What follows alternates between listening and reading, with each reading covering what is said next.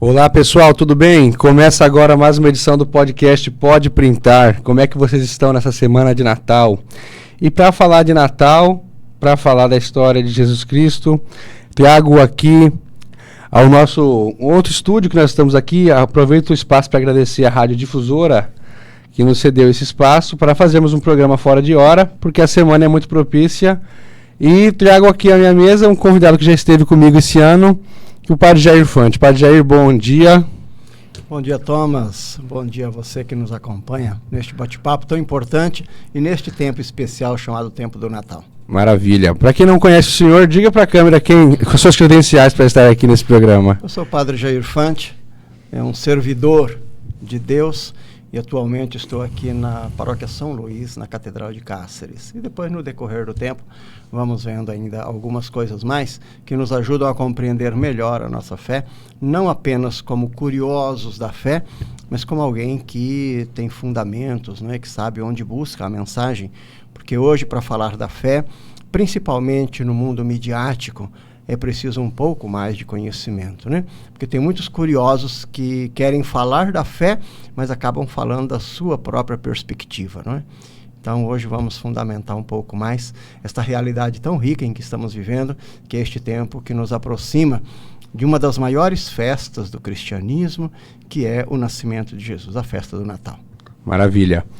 Falar dos nossos patrocinadores, falar do Esquinão das Baterias, ali na Avenida General Osório, 1800, Palácio das Tintas, a Belly Beauty Center, a Criar Doces, a Pastelaria Maria Luísa, Bike Mato Grosso, Impacto Som, Uber Gustavo, Lord Story, Contatos Comunicação Visual, Unimed Kids, ali na Praça Duque de Caxias, Alasca Sorveteria na Praça Barão, o Lava Jato 13 de Junho, a Espetaria Boi na Brasa, Top Cell Celulares, Jefão Funilaria, Status Acessórios para seu veículo. E falar de 2 Réveillons que vai ter esse ano em Cáceres, um no Espaço Mariana Lacerda e um no Yacht Club, que é Réveillon promovido pelo Grelas. Gelo Drink, ali na Avenida Getúlio Vargas, com suas bebidas, que deu essa água aqui pra gente, sempre patrocinando nosso programa. E dizer que na noite de Natal vai ter, para quem quiser, né, vai ter uma festa lá no Bodega Cáceres. Quem quiser ir, a partir da 00:30. No final eu leio aqui as atrações que vai ter. Dizer o seguinte para o senhor, Padre Jair. O senhor é um fenômeno, né? De todo mundo que veio aqui, eu tô com alguns números que eu anotei ontem. O seu programa teve 3.256 visualizações. O segundo lugar, para você ter noção, teve 1.800, que foi o ex-prefeito Francis Mares. Em terceiro lugar, o ex-deputado Pedro Henry. Para começar, o que o senhor atribui tanto sucesso da sua entrevista? Mas o sucesso não está na entrevista, né? Acho que o sucesso está no tema. É importante. Hoje o tema da fé é um tema muito importante para nós. E naquele bate-papo que nós fizemos, que durou mais de 2 horas, e que também atingiu não só aqui a grande região de Cáceres, não é? Mas também de vários países da Europa, da América do Norte, por onde já trabalhei e presto serviços até hoje, é por causa não do personagem em si, mas do conteúdo que o personagem trata, né? A fé hoje é uma característica fundamental. Nós percebemos cada vez mais que se abdicamos da dimensão transcendente, da dimensão da fé, das nossas esperanças, se colocamos Deus fora, sobra muito pouco para nós. Sobra apenas a angústia, a depressão e às vezes até o suicídio, não é? Que foi o que aconteceu com vários filósofos, inclusive dos 2 séculos passados, não é? Que foi o existencialismo na sua dimensão crua, na sua dimensão ateia, não é? Que levou até alguém como Nietzsche, por exemplo, Friedrich Nietzsche, a proclamar a morte de Deus. Não é? Se Deus morre no nosso coração, sobra também a nossa morte. Então, se matamos Deus dentro de nós, matamos também o nosso futuro, a nossa transcendência. Porque Deus é a razão de existir, não é? É vida para todos nós. Jesus mesmo dizia, eu vim para que todos tenham vida. Se trazemos a morte para dentro de nós, não sobra nada. Então agradeço também você pelas perguntas que fez, que foram muito contundentes, e também a todos vocês que nos acompanharam e continuam lá, né? O programa está lá no YouTube. Ainda muitas vezes as pessoas me ligam também da França, da Espanha, da Itália, do Canadá, onde trabalho até hoje, falando, olha, de vez em quando eu retomo aquele YouTube porque é uma grande síntese, não só da dimensão da fé, mas também de humanismo, né? Do jeito humano de existir.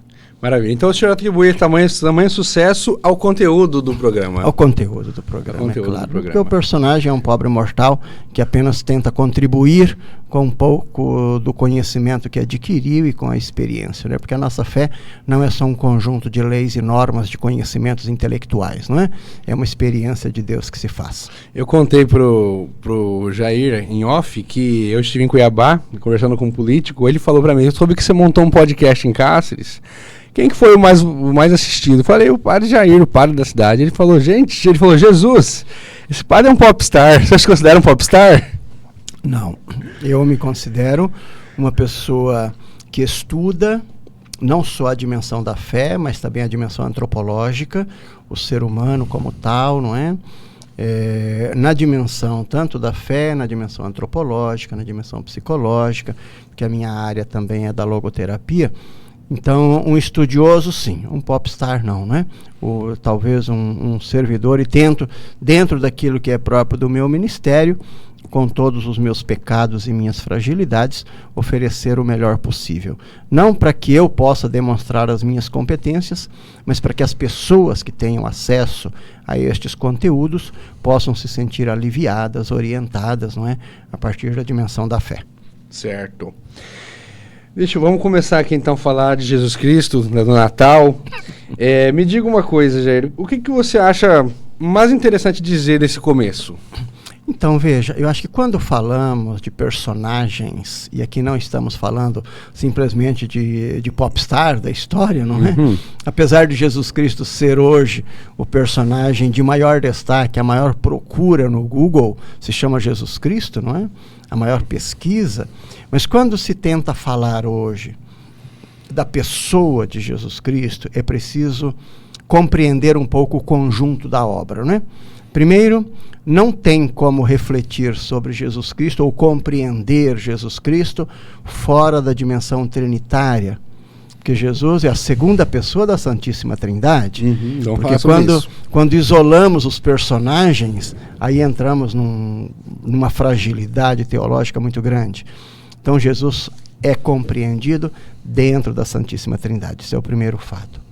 Segundo, não dá também para falar de Jesus apenas como um acontecimento histórico. É verdade que na teologia nós estudamos o Jesus histórico e o Jesus da fé, que é a teologia a respeito de Jesus e o fato da encarnação em si na história, não é? Isto é um outro. Então Jesus deve ser compreendido dentro da história da salvação. Nós chamamos isso o plano de salvação e podemos abordar também este tema. E terceiro, aí então sim, o nascimento de Jesus, Jesus histórico como tal, que nasceu há 2000 anos atrás, lá, e que fez uma experiência de milagres, deixou uma mensagem, etc. Então esses três parâmetros devem ser considerados, né? Primeiro, Jesus dentro do contexto da Trindade, e tem referências bíblicas para isto. Segundo, o Jesus dentro da história da salvação, que tem referências bíblicas para isto, e depois o Jesus histórico, sim, o que nasceu em Nazaré, que nós celebramos o aniversário do seu nascimento, neste contexto do Natal em que estamos. E se você quiser, já podemos abordar isto, porque eu acho que o fator mais importante, a referência maior, quando tratamos da dimensão da fé, são os textos das Sagradas Escrituras, são as referências maiores, né? Ninguém pode abdicar da Sagrada Escritura para falar da fé, para falar de Jesus Cristo, etc. Então, se você permite... Então, o senhor diria que são os três. Um é a vida de Jesus, a salvação, e ele no contexto da Trindade. É Jesus no contexto da Santíssima Trindade, Jesus no contexto da história da salvação, e depois o Jesus histórico, que é lá em Nazaré, o que nasceu há 2000 anos atrás, e que permanece, por isso hoje celebramos o seu aniversário, que, grosso modo, colocamos o 25 de dezembro. Certo. Como é que o senhor gostaria de começar?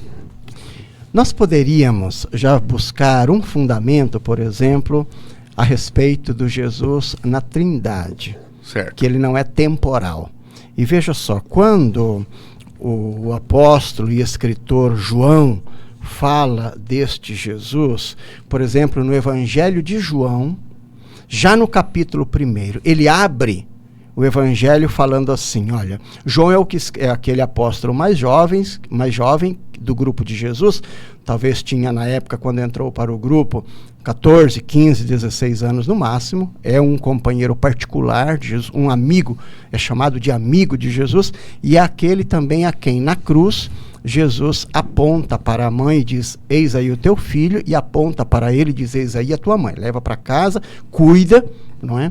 Porque isso aí é a mãe da humanidade. É este João que escreveu o 4º evangelho, escreveu várias cartas, escreveu o livro do Apocalipse. E dos 12, é o único que não foi matado. Ele morreu já de idade bastante avançada, com mais de 90 anos. É esse João que fala. Só para a gente pontuar então. Então João era um evangelista e um apóstolo de Jesus. Discípulo de Jesus. Mais novo, apóstolo igual discípulo, não é sinônimo. Exatamente, é. Tá, então João. E é o único que não foi martirizado, dos 12. O único que não foi assassinado. Morreu de velhice. Certo, pode falar. E veja o cara, com esta experiência, o que ele diz a respeito da presença de Jesus na Trindade. Ele começa o seu evangelho dizendo assim, nós chamamos de prólogo, que é a introdução do evangelho. Perfeito. Olha, no começo, a palavra já existia. E nós sabemos, depois no desenvolvimento da teologia, que a palavra é Jesus. A palavra e vida. Aí ele diz, a palavra estava voltada para Deus. E a palavra era Deus. Então veja lá que Jesus, que é a palavra viva, enviada no tempo, é Deus. Então é a Trindade. Depois, no começo, ela estava voltada para Deus. Tudo foi feito por meio dela, e de tudo o que existe, nada foi feito sem ela. Então veja que Jesus não pode ser visto como um personagem que apareceu aleatoriamente na história. Ele está na origem de tudo, não é? Aí ele conclui, nela, a palavra, estava a vida, e a vida era a luz dos homens. Essa luz que depois aparece no tempo. E ele conclui, essa luz brilha nas trevas, e as trevas não conseguiram apagá-la. Este é o Jesus Cristo na dimensão trinitária, que depois vai se desmembrar e vai apresentar também a terceira pessoa da Santíssima Trindade, que é o Espírito Santo. Quando ele diz, eu vou para o Pai e vou enviar o Espírito Santo. Não para fazer coisas extraordinárias, mas para ressaltar em vocês tudo aquilo que vocês aprenderam de mim. Que esta é a missão do Espírito Santo. Então, metodologicamente, mas não teologicamente, não biblicamente, mas apenas para entender a Trindade, nós poderíamos fazer uma distinção que é perigosa, mas que na nossa dimensão humana é compreensível, que é Deus atua na criação, em todo o Primeiro Testamento, envia o Filho que nasce no tempo, que é Jesus Cristo, o Salvador. Para nos salvar. Por isso, Deus cria, Jesus salva, e depois Jesus envia o Espírito Santo, que é a terceira pessoa da Santíssima Trindade. Aí então sim, para trazer à tona tudo aquilo que a humanidade deve ter aprendido. Tá. Então ele é o iluminador, o consolador.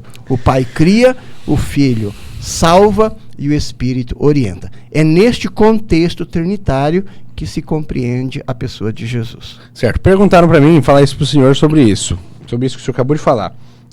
Esqueci de falar aqui dois parceiros nossos, o Empório Agropecuário, do meu amigo Ricardo Castella, e do Anjo Amigo. Inclusive eu estou usando uma camiseta aqui por baixo, que eu vou mostrar daqui a pouco, que foi parceria também essa camiseta católica. O que você consegue responder em síntese?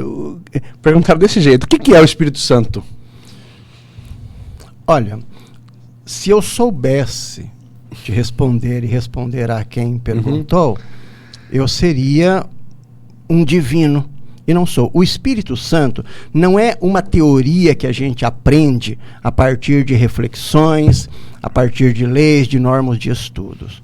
O Espírito Santo é o amor que existe entre Deus, entre o Pai e o Filho, que se expressa depois na consolação, na misericórdia, etc. É o Espírito Santo, o mesmo que está na origem, que paira sobre as águas. Quando lemos o livro do Gênesis, já nos primeiros versículos diz, o Espírito Santo de Deus pairava sobre as águas. Então o Espírito Santo, apesar de vir no tempo enviado por Jesus, ele já existe junto do Pai no início da criação. Então o Espírito Santo, segundo o que Jesus nos diz, é aquele que clareia, aquele que consola. Tanto que ele diz, eu vou para o Pai e vou vos enviar o Espírito Santo para clarear, para fazer vir à tona tudo aquilo que vocês ouviram de mim. Então, quem quer compreender um pouco da história da salvação e da Trindade, tem que pedir a ajuda do Espírito Santo. Por isso ele é consolador, ele é inspirador, ele é iluminador, tudo isso. O senhor disse, em resumo, que Deus criou, isso. Jesus salvou e o Espírito Santo ilumina tudo isso. Agora, isto é apenas uma maneira metodológica de explicar, porque a nossa cabeça ela é formatada metodologicamente, porque na nossa fé nós temos o conteúdo da fé, que é a mensagem que Deus envia, confirmada na pessoa de Jesus, que clareia, ele é o revelador máximo. Este é o conteúdo da fé. E temos a metodologia da fé, que é o que a nossa razão tenta explicar a partir de um método. E o método, cada geração tem o seu método de explicar as coisas. O teu avô, certamente, o Canelas, explicava as coisas no jeito dele. Você hoje tem o teu método de explicar, inclusive já usando esses recursos midiáticos, não é? Que nossos avós não tinham. Certo. Então a metodologia é humana, o conteúdo é divino. Certo. A metodologia é temporal. Cada geração explica do seu modo. O conteúdo é atemporal. É para a vida toda. Ele é eterno. Isso. Deixa eu fazer uma pergunta para o senhor. Agora o senhor gostaria de ir para a salvação? Não, eu gostaria de retomar isso aqui, porque aqui falamos apenas do primeiro ponto, que é Jesus no contexto da Trindade. Agora eu teria que ver o segundo ponto, que é Jesus no contexto da história da salvação. Isso, que é da Trindade, foi isso que você falou. Exatamente. Isso, agora da salvação, vamos seguindo. O contexto da história da salvação. Jesus não é um fato isolado na história, que de repente bateu na cabeça de Deus, o mundo precisa de uma salvação, então eu vou enviar a salvação. Não é isso. Jesus está num plano de Deus, que é diferente do nosso. Então veja só, quem afirma isto com muita competência e clareza, sem jogar palavras fora, é o próprio apóstolo Paulo, quando escreve aos Hebreus, mostrando, e ele já inicia a carta aos Hebreus, falando disso, que é esse sentido histórico da história. Olha como que ele começa. Nos tempos antigos, muitas vezes e de muitos modos, Deus falou aos antepassados por meio dos profetas. Então veja só, ele vai explicando a ação de Deus já por meio dos profetas, etc. No período final em que estamos, veja só, Paulo está falando de 2000 anos atrás, Deus, no período final em que estamos, falou a nós por meio do Filho. Então veja ali, por meio do Filho. De Jesus. Por meio de Jesus. E ele continua, Deus o constituiu herdeiro de todas as coisas e por meio dele também criou o mundo, que é aquilo que falávamos, no início era a palavra, estava em Deus, a palavra era Deus e etc. Então ele retoma a teologia trinitária. E aí ele vai concluindo, o Filho é a irradiação da sua glória e nele Deus se expressa tal como é em si mesmo. Por isso nós dizemos que Jesus é a figura, a presença do Pai. Jesus revela o Pai como é, e não como nós imaginamos. E aí ele conclui, o Filho, por sua palavra poderosa, é aquele que mantém o universo, por isso está lá na origem. Aí ele conclui, depois de realizar a purificação dos pecados, sentou-se à direita da majestade de Deus nas alturas, e ele conclui, ele está acima dos anjos, da mesma forma que herdou um nome muito superior ao deles, ao dos anjos. Então veja, aqui mostra um pouco Jesus na história, que Deus falou pelos profetas e depois no tempo, que Deus achou por bem, e não porque nós forçamos pelos nossos pecados, então Deus enviou no tempo o Filho. Este é o Filho salvação. de Deus. Isto, ele é a salvação. Por isso ele vai dizer: eu sou o caminho, a verdade e a vida. Este é o nosso Jesus Cristo, o nosso Salvador. Agora, esse Jesus, ele nasce no tempo. Como eu falava, no tempo de Deus, não no nosso. Porque às vezes também tem uma interpretação um pouco errônea de que os nossos pecados forçaram Deus a enviar o Filho para nos salvar. Vamos pegar essa... Nós não forçamos nada. Vamos pegar essa linha de raciocínio aqui, se eu posso usar assim. Deus manda o primeiro, ele poderia dizer que ele envia os profetas. Isso. Primeiro foi Abraão. Aqui quando falamos de Deus, nós estamos falando só do Pai. O Pai é a questão metodológica. Metodologicamente. Estamos falando do Deus trinitário. Sim. Que cria e atribuímos, isso aqui são os fatos das atribuições. Nós atribuímos ao Pai a criação. Atribuímos ao Filho a salvação. Atribuímos ao Espírito a iluminação. Mas isso são tributos que no nosso raciocínio frágil de porcelana utilizamos, mas que pode quebrar a qualquer momento que caia no chão. Uhum. Porque quem cria é o Pai, mas é a Trindade que cria. Quem salva é o Filho, mas é a Trindade que salva. Quem ilumina, quem consola, quem conduz é o Espírito, mas sem abdicar do Pai e o Filho. Isto aqui, por isso que a gente diz que a Trindade é uma verdadeira sociedade. Mas isso é um tema que a gente estuda 6 meses, que é o tema da Santíssima Trindade, né, que eu inclusive trabalhei esse tema já também. Não dá para assim dizer o que é isso, o que é aquilo. Sim, claro. Que aqui entra. Mas ele envia os profetas. Foram muitos profetas? Muitos profetas. Os principais foram quem? Isto. O envio também não se restringe aos profetas. É a história da salvação, ao plano de salvação que começa com Abraão por volta de 1950 antes de Cristo.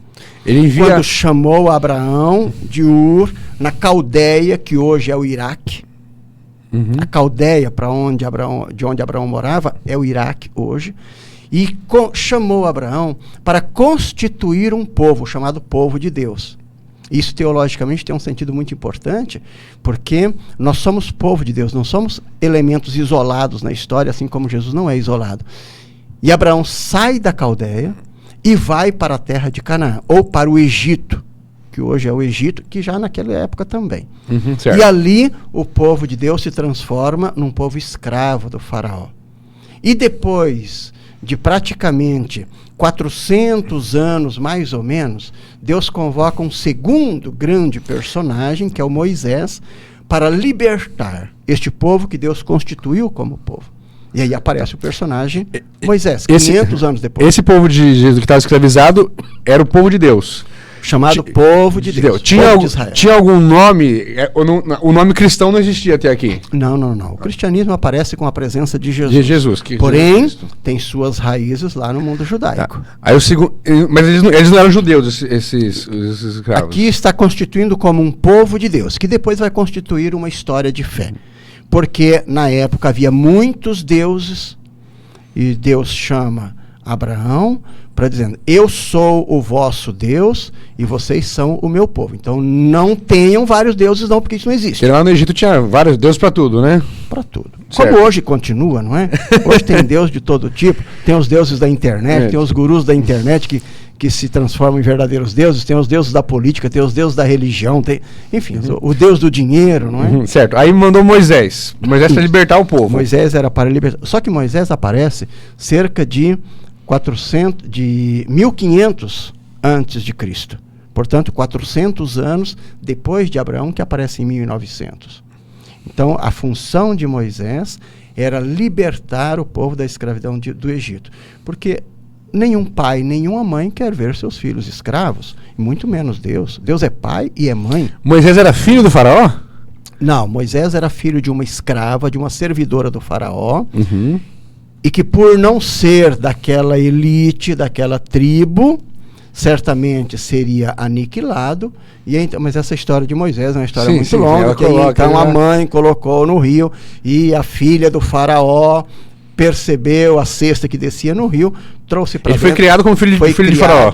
Como filho, ele foi criado dentro do castelo do faraó. Era filho do faraó. Isto, entre aspas, não é filho do faraó, era cuidado Aí quando ele é jovem, Deus fala com ele. E depois, diante, não jovem, Moisés já tinha uma idade tal, não é? Já tinha se transformado num grande líder, e Deus usou desta liderança de Moisés para retirar o seu povo do Egito, que inclusive contra o próprio faraó. E talvez a história de Moisés é não tão conhecida quanto a de Jesus, mas se transformou em filmes de todos quando ele abre o mar vermelho, exatamente, e tudo mais. Isso é outra coisa. Certo. Então veja só, tem esses personagens. Aí sim vem os profetas. E os profetas entram em um outro contexto. Os profetas entram no contexto da necessidade do povo de Deus. Todas as vezes em que o povo de Deus estava em desvantagem, sofrendo, Deus faz surgir ali naquele meio alguém para dizer: isto não está de acordo com a vontade de Deus. Assim, por exemplo, foi com Jeremias, não é?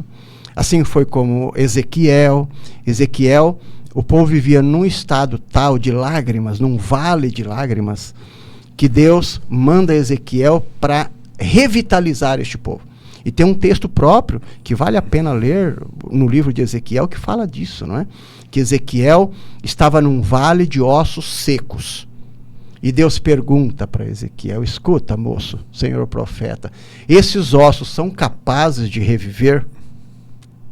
E aí então ele diz: olha, se profetizar é capaz de reviver. Então Deus diz para ele: profetiza, ossos secos se reúnam.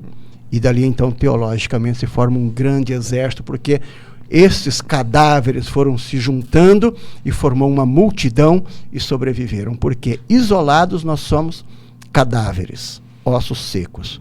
Unidos nós somos carne viva, capaz de revitalizar, de salvar. Então esta é a missão dos profetas. Depois um outro grande profeta é o profeta Isaías, por exemplo, que aparece também num contexto muito duro, que foi por volta do ano 600 a 500 antes de Cristo, no contexto do exílio da Babilônia.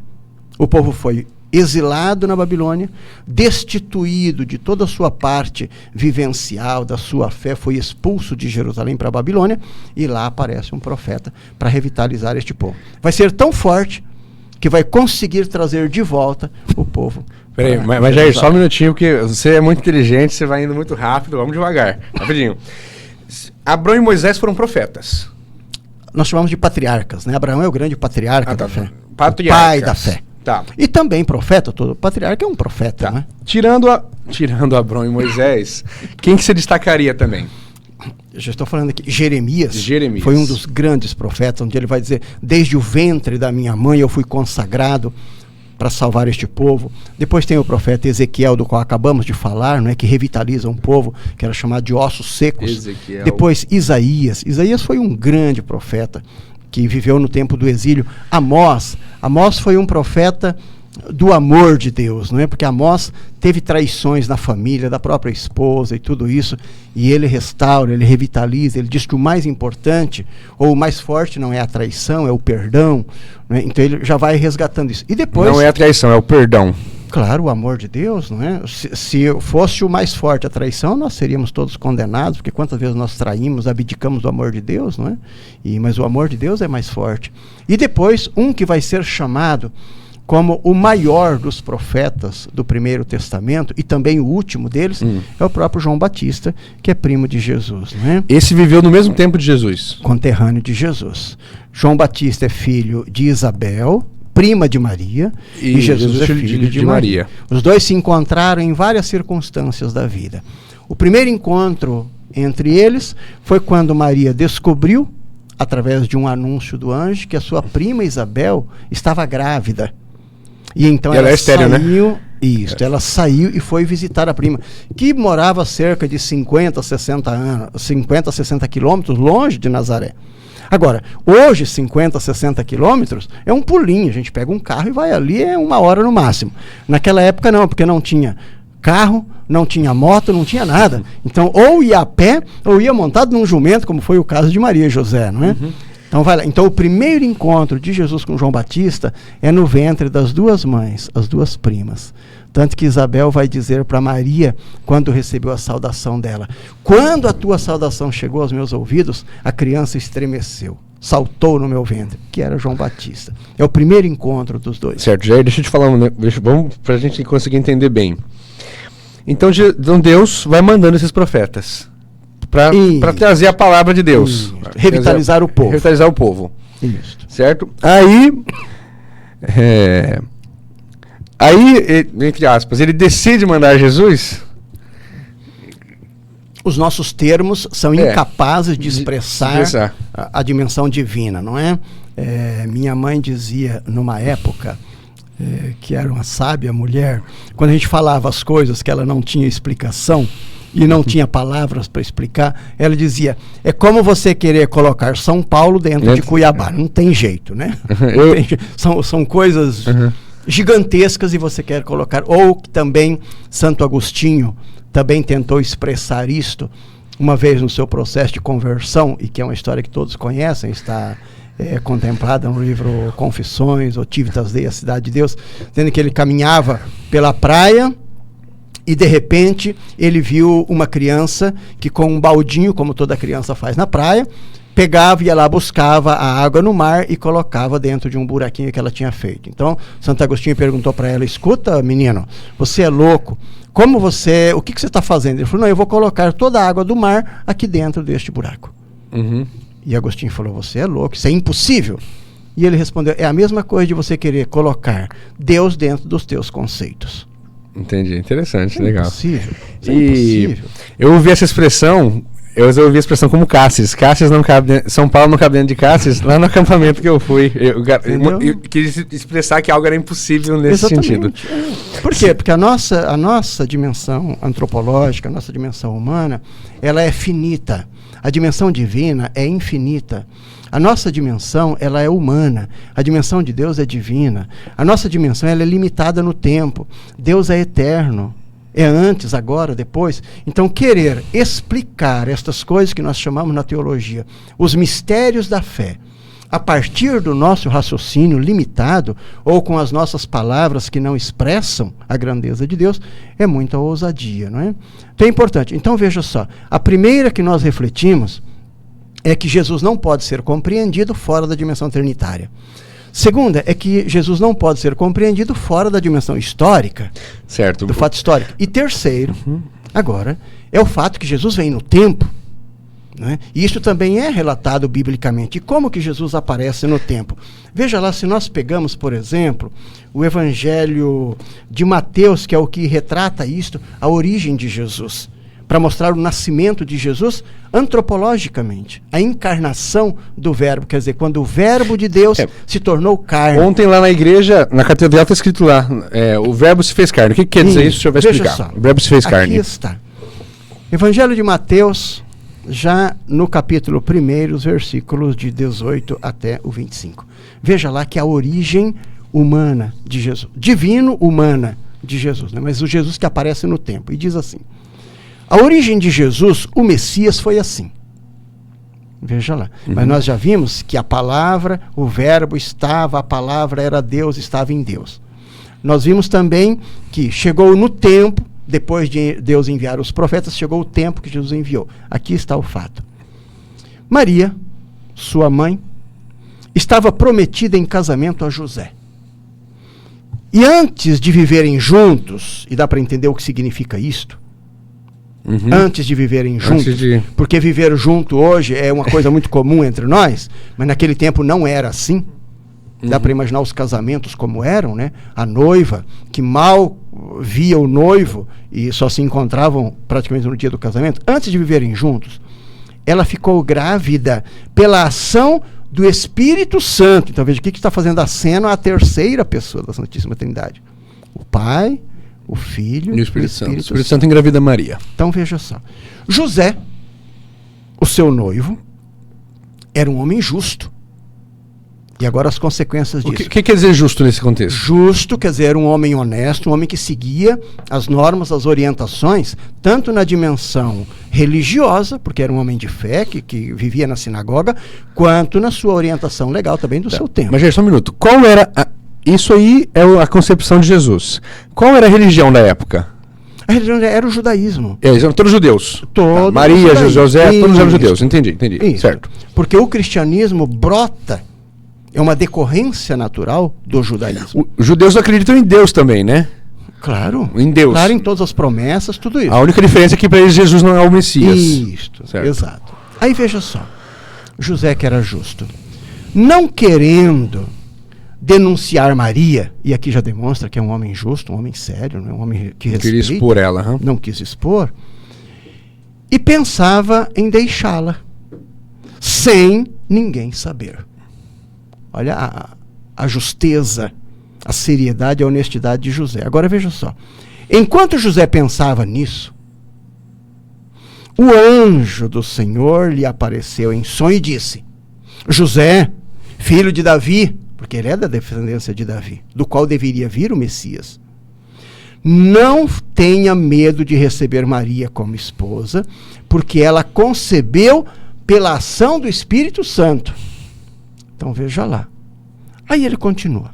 Ela dará à luz um filho, e você lhe dará o nome de Jesus, pois ele vai salvar seu povo dos seus pecados. Entendo. Olha aqui, o diálogo entre o anjo e José a respeito de Maria, da situação de Maria. No começo José tinha desconfiado de Maria, seria grosso modo isso. Na nossa linguagem imperfeita, é isto. Isso. E eu pergunto também, qual o homem, qual o jovem que, tendo sua namorada e havendo grávida, não vai colocar uma série de interrogações? Uhum. A não ser que ele fosse ingênuo demais, que não é o caso de José. Aí olha só, aí o narrador continua. Tudo isso aconteceu para se cumprir o que o Senhor havia dito pelos profetas. Está vendo que retoma aquela história do Hebreus, da carta aos Hebreus, que antes falou pelos profetas e etc. Vejam o que está escrito. A virgem conceberá e dará à luz um filho. Ele será chamado pelo nome de Emanuel, que quer dizer Deus está conosco. Por que essa diferença? Jesus e Emanuel? Por quê? Porque é a mesma coisa. Emanuel é uma linguagem hebraica. É o mesmo sentido, entendeu? Jesus é aquele que se encarna, Emanuel quer dizer Deus está conosco. Entendi. E esse Deus se torna carne. Aí ele conclui. Que quer dizer Deus está conosco? Quando José acordou, José fez conforme o anjo do Senhor havia mandado. Levou Maria para casa e, sem ter relações com ela, Maria deu à luz um filho. E José lhe deu o nome de Jesus. Emanuel, Deus conosco. Tá vendo? Isso aqui é o fato histórico. Mas isso aqui é uma história... Bom, é como você... Quem está contando isso? Qual é o evangelho? O evangelista Mateus. Esse é Mateus. Mateus, no capítulo 1, versículos 18 a 25. Aí alguém pode dizer, não, mas isso é uma história da Bíblia. Bom, claro que é uma história da Bíblia. Agora, se você não acredita na Bíblia, isso é outra coisa, isso é um problema teu. Uhum. É a mesma coisa de alguém, que hoje, não sei se lá fora ainda o céu está nublado, mas alguém que, desconhecendo o fenômeno da nuvem, diz, eu não acredito no sol porque eu não o vejo. O sol não existe. Não é que o sol não existe, é que você desconhece o fenômeno da nuvem. É só você estudar o que é uma nuvem, como que ela passando na frente do sol, ela encobre, inclusive, um pouco a claridade, você vai descobrir a verdade. É a mesma coisa de alguém que diz, mas eu não acredito. Isso é um problema teu, não é meu. Certo. Então, para a gente continuar aqui, por último a gente fala da salvação. Estamos falando da vida de Jesus já. Jesus é a salvação. Certo. Nascimento, ele nasce em Belém. Veja aqui. Em Belém, da Belém, Judéia. Belém é uma cidade. Isso, uma cidade pequena na época. E que fala Galileia? Por que ele é Galileu? Galileia era a região. Estado. Isso, o estado. Por exemplo, vamos comparando mal. Cáceres, Mato Grosso. O estado do Mato Grosso e o país, Brasil. O país seria qual lá? Isso. Judéia era a região toda. Galileia era esta região específica. E Nazaré, a cidade. Essa região é Jerusalém hoje? A grande região de Jerusalém. Certo. Hoje modificou toda a configuração geográfica. Mas seria etc. ali. Isso. Então Jesus, perguntaram isso para o senhor. Jesus, ele aparentemente, ele deveria ser uma pessoa aparentemente mais ligada aos árabes, assim. Com a característica árabe. Características de José, de Maria. Aqui nós temos uma configuração um pouco diferente, que não é fácil falar isso, mas é verdade. O mundo ocidental pintou um Jesus que aparece nas imagens, um Jesus que branco. É um Jesus loiro, de olhos azuis, cabelos... Isso não é a característica de Jesus. Jesus não é isso. Isso é uma imagem que nós temos a partir da nossa cultura. Agora, tem um sentido, se observamos, por exemplo, depois nas expressões, nas aparições da mãe de Jesus na história. A mãe de Jesus, por exemplo, aparece com as características de cada povo. Por exemplo, quando ela se revelou na França, ela aparece com as características da mulher francesa, na Europa. Quando ela aparece, por exemplo, no México, em Guadalupe, ela não aparece com as características da mulher europeia, loira, de olho azul. Ela aparece com as características indígenas. Você está falando das imagens de Nossa Senhora. Para poder retomar esta questão do rosto de Jesus, a figura humana de Jesus. Certo. Quando Maria aparece no Brasil, em Aparecida, ela não aparece nem com as características da mulher europeia e nem com as características da mulher indígena, em Guadalupe. Ela aparece com as características da mulher negra. Do povo negro que estava pedindo socorro. Tá vendo? Por quê? Porque teologicamente a mãe tem a cara do filho. Ela ama o filho com as características que ele tem. Por isso que cada lugar é de um jeito. Isso, exatamente. Então, esse Jesus europeu, ou europeizado, loiro, de olhos azuis. É só uma ficção. Isso é uma reflexão do Jesus ocidental, o Jesus da nossa cultura. Tá voltando. Ele Jesus... nasce em Belém, na Galileia. Aí ele foge, ele pequenininho já vai para o Egito? Não, aqui não tem nada a ver. Jesus vai para o Egito ainda recém-nascido, evidentemente, porque quando está ainda por ali nesta região, vem o comunicado. Foge com o menino para o Egito porque Herodes procura matar. Veja que Herodes é do tempo de Jesus. Então não podemos imaginar que Jesus tinha 10, 15 anos quando foi para o Egito. Só um minutinho antes. Falando do presépio, que é muito importante para o Natal. Então ele nasce ali num celeiro. Porque não tinha. Eles estavam viajando, os dois, os pais. É o que a história conta, não é? O nascimento de Jesus foi assim. Maria estava grávida e foi para Jerusalém porque ia ter o recenseamento e etc, ia contar, enfim, ela fez esta caminhada. E quando chegou nesta região de Belém, não encontrou lugar na estrebaria. E ela estava grávida. E ali se deu à luz. Agora, isto aqui, nós estamos usando uma linguagem cronológica. De Cronos. De Cronos, que é como se conta o tempo, em dias, horas, meses, semanas, anos, etc. Quando nós refletimos sobre o personagem Jesus, aqui fazemos uma distinção, e isso tem uma matéria chamada Cristologia, que é a logia do Christos, que é o estudo de Cristo, chama Cristologia. Então a gente distingue entre o que é o Cristo da fé, que é a dimensão teológica, a dimensão divina, e o Cristo histórico, que é o Jesus que nasceu em Belém. Tem essas duas dimensões que a gente faz no estudo. Então Herodes quer matar Herodes tem um sonho que o herdeiro nasceu? O que acontece? O boato corre. A fofoca corre. Isso. Que ia nascer em Belém, da Judéia, etc., o Salvador. Ele até encontra os reis magos, né? Isso, aqui encontra a história teológica dos reis magos que passam por Jerusalém e Herodes pergunta, onde que vai nascer para mim adorá-lo? Para eu adorá-lo, etc. Que na verdade ele quer que os magos indiquem para ele onde está o menino, mas isso é apenas um contexto teológico, porque imagina se Herodes não ia saber de toda essa história que todo mundo já sabia, entendeu? E que depois, então, sim, quando os reis magos visitam o menino, voltam por outro caminho. E depois, neste contexto, que não é de dias, de meses, de horas, que aí você entra no Cronos, no tempo cronológico, que não é o nosso caso. Neste contexto teológico, então, que Deus envia o anjo dizendo, José, pega Maria e o menino e foge para o Egito. Porque Herodes procura o menino para matar. E de fato matou. Ele matou muitos recém-nascidos, Herodes.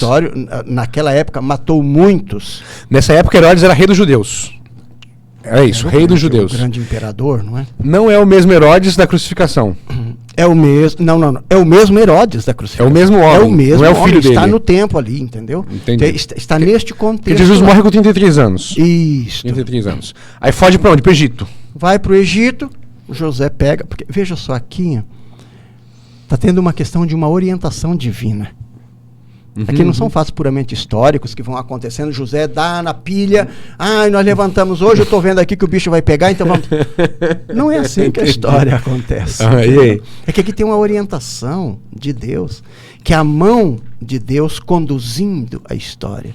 E este aspecto teológico é muito importante para nós. Para ver a nossa história também pessoal, a minha, a tua, Thomas, você que está nos acompanhando, não é?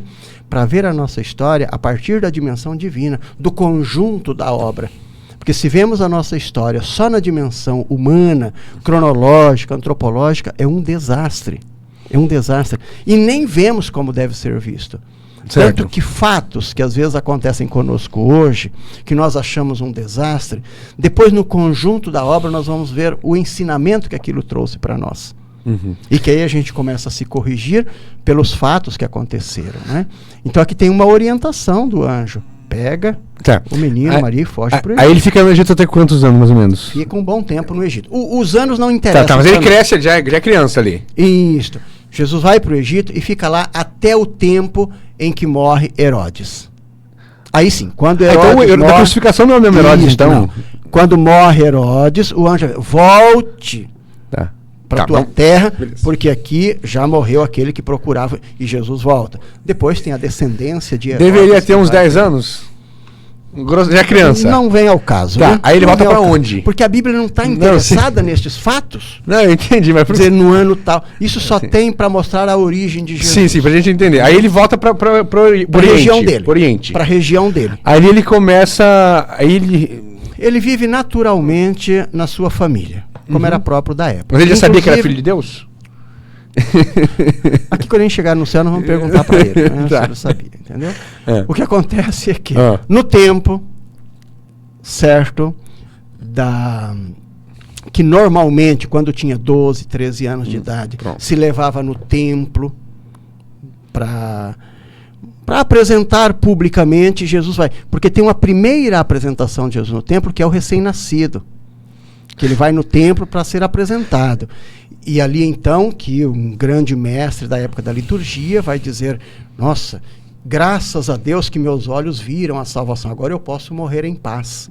Isso. Entendeu? Ali, mas esse templo era um templo judeu ainda, tudo judeu. O templo de Jerusalém. Mas acreditava no Deus. O contexto na época é este aí. Acreditava não em é Deus. que o judeu seja infiel, não. O judaísmo já é no Deus único. O Deus único. Não tinha a trindade. O conhecimento que nós temos hoje não, porque este conhecimento é Jesus que revela. Certo. E falando um pouquinho aqui, grosso modo, o primeiro milagre foi criança, quando ele multiplica na festa, né? Isso aqui é uma outra história. Nós temos a história oficial, o que nos interessa é a história que está na Bíblia. Agora, coisas que depois se conta de Jesus nos livros paralelos, isso é outra coisa. Esse do milagre da festa não está na Bíblia? O milagre da festa que está na Bíblia é o primeiro milagre de Jesus que ele já tem 30 anos de idade. Que é na festa nas bodas de Caná. É quando Jesus começa o seu ministério público. Porque Jesus teve uma vivência praticamente de 30 anos na obscuridade. Isso que eu estou perguntando. Vivendo com a sua família lá, com José, sendo marceneiro e etc. Jesus aparece publicamente... 30 anos. Ele aparece publicamente já no templo de Jerusalém quando tinha 12, 13 anos. Que foi levado para apresentar como era normal a sequência da vida. Como hoje nós fazemos, por exemplo. Uma criança nasce, você leva para batizar. Quando ela tem 10, 12 anos, você leva para fazer a primeira Eucaristia. Com 14 anos, ela faz a crisma. Com 20 e poucos, ela casa. Este período, Jesus vai lá no templo, que é a primeira manifestação que impacta a realidade. Porque ele, com 13, 14 anos, ele chega no templo e começa a questionar os mestres da lei que estavam no templo. E ali dá um piseiro. Questionar o quê? Questionar a realidade deles. Eles começam a fazer pergunta para ele, porque ele se apresenta questionando. E eles, mas quem é você? Mas ali, então ele não se diz filho de Deus. Não, ele manifesta a sua sabedoria, o seu conhecimento, constatando a realidade. Isso é uma coisa, quando ele tem 13, 14 anos. Ele vai voltar aparecer na Bíblia com 30 anos. Isso, publicamente depois, já com seus 30 anos. Se fala que Jesus viveu 33 anos, mas aqui tem uma questão cronológica diferenciada, que não vem ao caso da gente discutir, não é? O que interessa para nós é que ele começou o seu ministério público nessa faixa de 30 anos. O primeiro milagre é nas bodas de Caná, a pedido da sua mãe. Que fala que tá acabando o vinho, né? Isso, num casamento que ele estava. E depois, a partir dali, ele começa a ter discípulos. Como não dá para falar sobre tudo, tem algum milagre registrado que o senhor queria destacar? Os milagres, particularmente, que destacam a essência da vida de Jesus. A essência da vida de Jesus não são os milagres. É a salvação. Não. É o amor que ele tem pela humanidade e o contexto que ele dá de misericórdia, para mostrar que Deus, na sua essência, ele é misericórdia e amor. Por exemplo, quando ele vai passando numa região da Samaria, e lá tem o poço de Jacó, e lá tem uma samaritana que está lá para pegar água. E ele usa um argumento proibido na época, que era de um homem conversar com uma mulher que não era da casta, da estirpe dele. Ela estava no poço? Isso, ela foi buscar água no poço, para tirar água. E ele começa a perguntar para ela o que ela veio fazer ali e tal, e ela leva um susto, porque diz, escuta, mas a tua turma não conversa com a minha. Ele já era adulto ali? Ele já está neste período do ministério. Porque tinham castas ali? Tinham castas ali? E não se encontra. Hoje também nós temos isso, não é? Vai menos. Nós temos algumas classes que não se encontram com a outra. Sim. E quando a outra se aproxima, eles se afastam. E assim por diante. Na época também era assim. Aí Jesus quebra isso e conversa com ela. Começa a conversar com ela. Aí Jesus pergunta a ela o que ela veio fazer ali. Ela fala, eu venho aqui todo dia buscar água. Ele diz, olha, se você descobrisse a verdadeira água, a água viva, nunca mais teria sede. Você não teria mais sede. E aí então ela fala, poxa, caramba, se existe essa água, me dá dessa água porque eu não preciso vir aqui. Ela está falando de uma coisa cronológica, temporal, de um trabalho, e ele está falando da dimensão teológica. Certo. Entendeu? E esse diálogo se prolonga. E ela se sente tão à vontade com ele que ela faz um absurdo, que hoje ainda é. De você relatar para uma pessoa estranha, que você vê pela primeira vez, a tua vida íntima. E ela fala isso. E Jesus pergunta a respeito da família dela, e ela fala, tenta esvaziar-se ou fugir dali, e Jesus fala, é verdade, você não está no teu primeiro marido. Você já teve 1, 2, 3, 4, 5. Ela separou dos maridos. E aí ela percebe, mas como que você conhece a minha vida? Então você é o profeta que deve vir, e etc. E então Jesus diz, vai e conta para os outros o que você ouviu. E ela vai. Certamente nunca mais se encontrou com Jesus.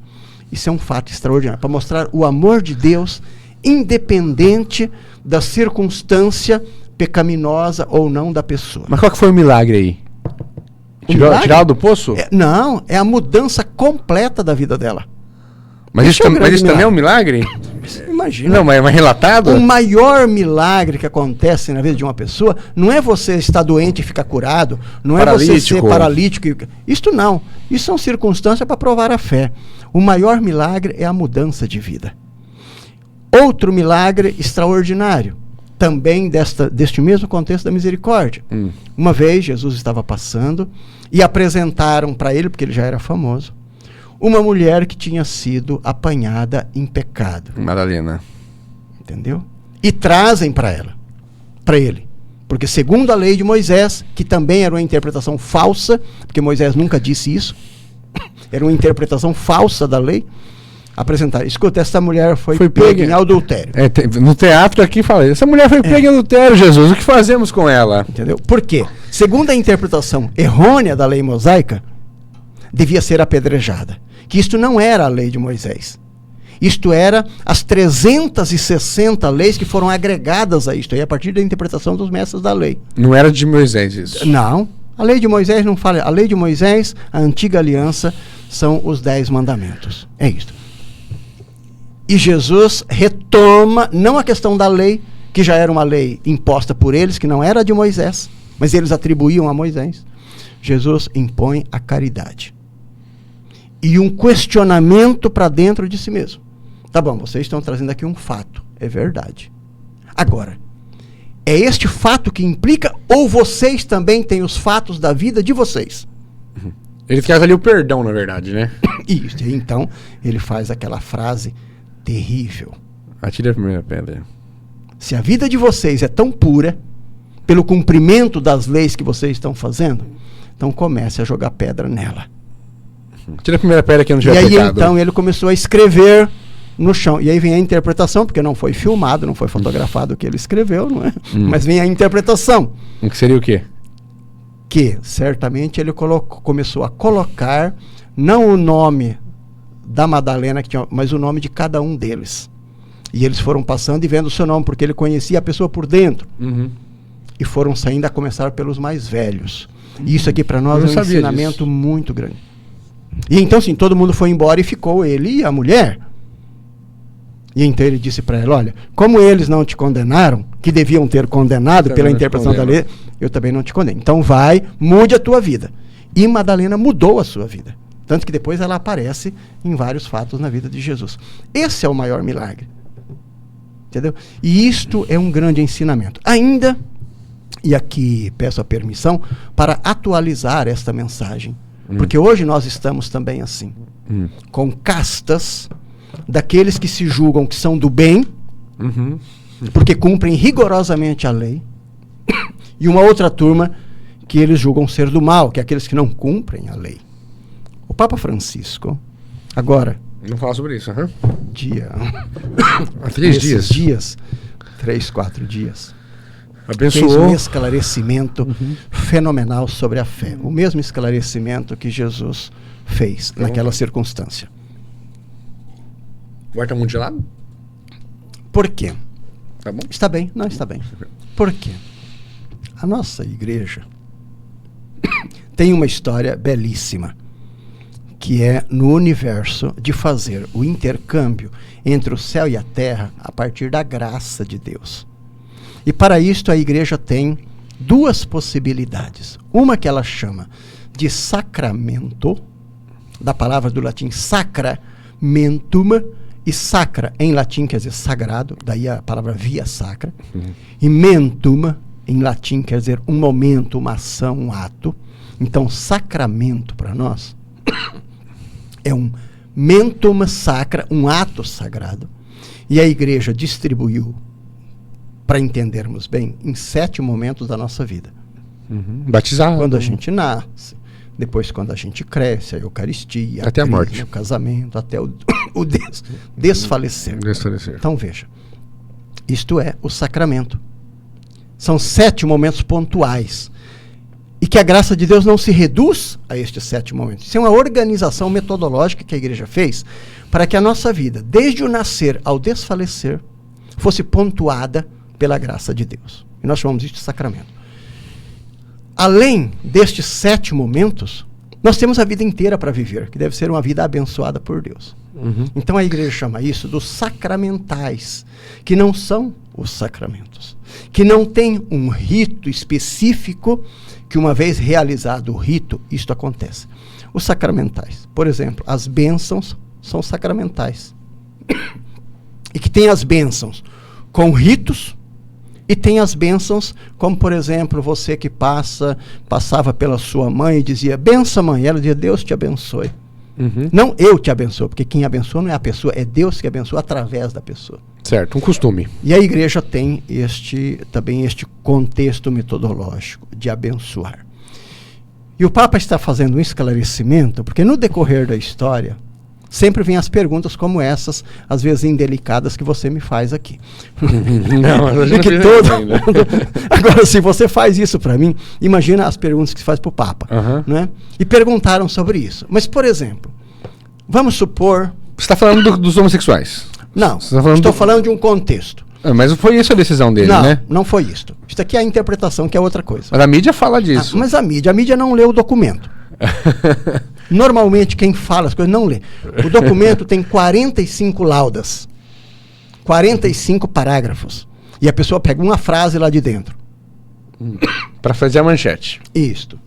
O que interessa é a manchete. Até alguns líderes evangélicos estão fazendo vídeo, batendo. E hoje também, para nós não interessa o texto.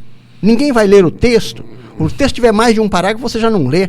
A gente vai nos comentários, que o que interessa é a fofoca do comentário. E aqui entrou toda a fofoca de quem não lê o texto, de quem não compreende a fé, mas quer provocar, quer causar na internet. o Papa respondendo a este questionamento, que não é ele, nós chamamos isso a doutrina para a fé. São especialistas que analisam, que não é uma coisa, e hoje mandaram essa pergunta, eu à noite vou sentar aqui na madrugada, escrevo e está aqui, é isso aqui. Não é assim que a coisa acontece. Uhum. O Papa, para soltar uma carta, uma exortação apostólica... É anos, né? Meu Deus do céu. Ele soltou 3 dias atrás, 4 dias atrás. E isto, ele consulta, ele manda para especialistas que analisam, que vão estudar biblicamente, que vão estudar os documentos da igreja e etc., para poder dar uma resposta. E lembrando que esta carta do Papa não tem valor dogmático. Isso tem um valor pastoral. E ele expressa isso muito bem. Não é que agora, porque ele mandou esta carta, isso agora é dogma e tem. Não, isso tem uma orientação pastoral. Se você permite abaixar um pouquinho o ar-condicionado, que a nossa entrevista está um pouco prolongada e está vindo diretamente aqui na cara. E vou falando e às vezes vou tossindo, tá? Você também que escuta, me permita isso. O Padre está fazendo um grande esforço de estar aqui, vamos lá. Então o Papa já esclarece isso no início da carta. Isso é uma orientação pastoral, não tem valor dogmático. Mas o que ele decidiu, né, que está tão polêmico? Então são 45 laudas, 45 parágrafos, que ele vai esclarecendo sobre esta relação entre o mundo sacramental, que são os 7 sacramentos, o mundo das bênçãos ritualizadas, que tem um rito para a bênção, e dessas bênçãos comuns que todo filho e filha de Deus tem direito. E é aqui que entra a questão que hoje estão bombardeando, desconsiderando todo o contexto. Acabamos de falar de Jesus desconsiderando a sua dimensão trinitária, falar de Jesus desconsiderando a sua história, não é? Uhum. Aqui também é falar dessa questão desconsiderando o contexto. E o Papa vai dizendo, isso não é ele que diz, isso é a própria igreja que sempre afirmou. Todos afirmaram que todo filho e filha de Deus, independente da qualidade e do grau de pecado da pessoa, uma vez que pede a bênção de Deus, cabe à igreja oferecer essa bênção. E é muito simples. A gente chama isso de Mater Ecclesia, a mãe igreja. A pergunta para você que discorda disso, ou que provoca este inferno na internet com isto, você que é pai e que é mãe, mas você que é mãe, se um filho teu errou e vem e pede a tua bênção, benção, mãe, o que você diz? Você diz, eu não te abençoo porque você cometeu aquele erro. Você que é humano faria isso? Eu que sou humano faria isso? Se eu que sou humano, com todos os pecados que eu tenho, não faço isso porque isso é uma indignidade, ainda mais Deus que é pai, que é mãe e que é a essência do amor, da misericórdia. Como o Papa Bento nos lembrou, numa carta maravilhosa que todos deviam ler, que se chama Deus Caritas Est. Deus é caridade, Deus é amor, e ele nos lembra deste amor de Deus. Se nós que somos humanos não somos capazes de fazer isso, pelo amor que temos pelos nossos filhos, quanto mais Deus. É isso que o Papa Francisco está relembrando. Mas não é nenhuma novidade. Então um casal de homossexuais pode ser abençoado. Mas por que essa questão de homossexuais? Ali ele está falando dentro de um contexto de pessoas que estão vivendo de modo irregular, segundo as normas sacramentais da igreja. Pode até um casal comum.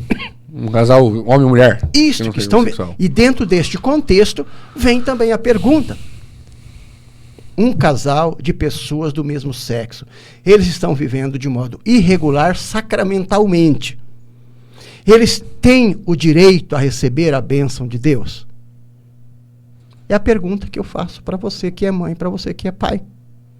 Se você tem um filho que está vivendo de modo irregular dentro da tua casa, e ele chega e diz, bença pai, bença mãe. Você não vai abençoar. Você diz, não, você não merece a bênção.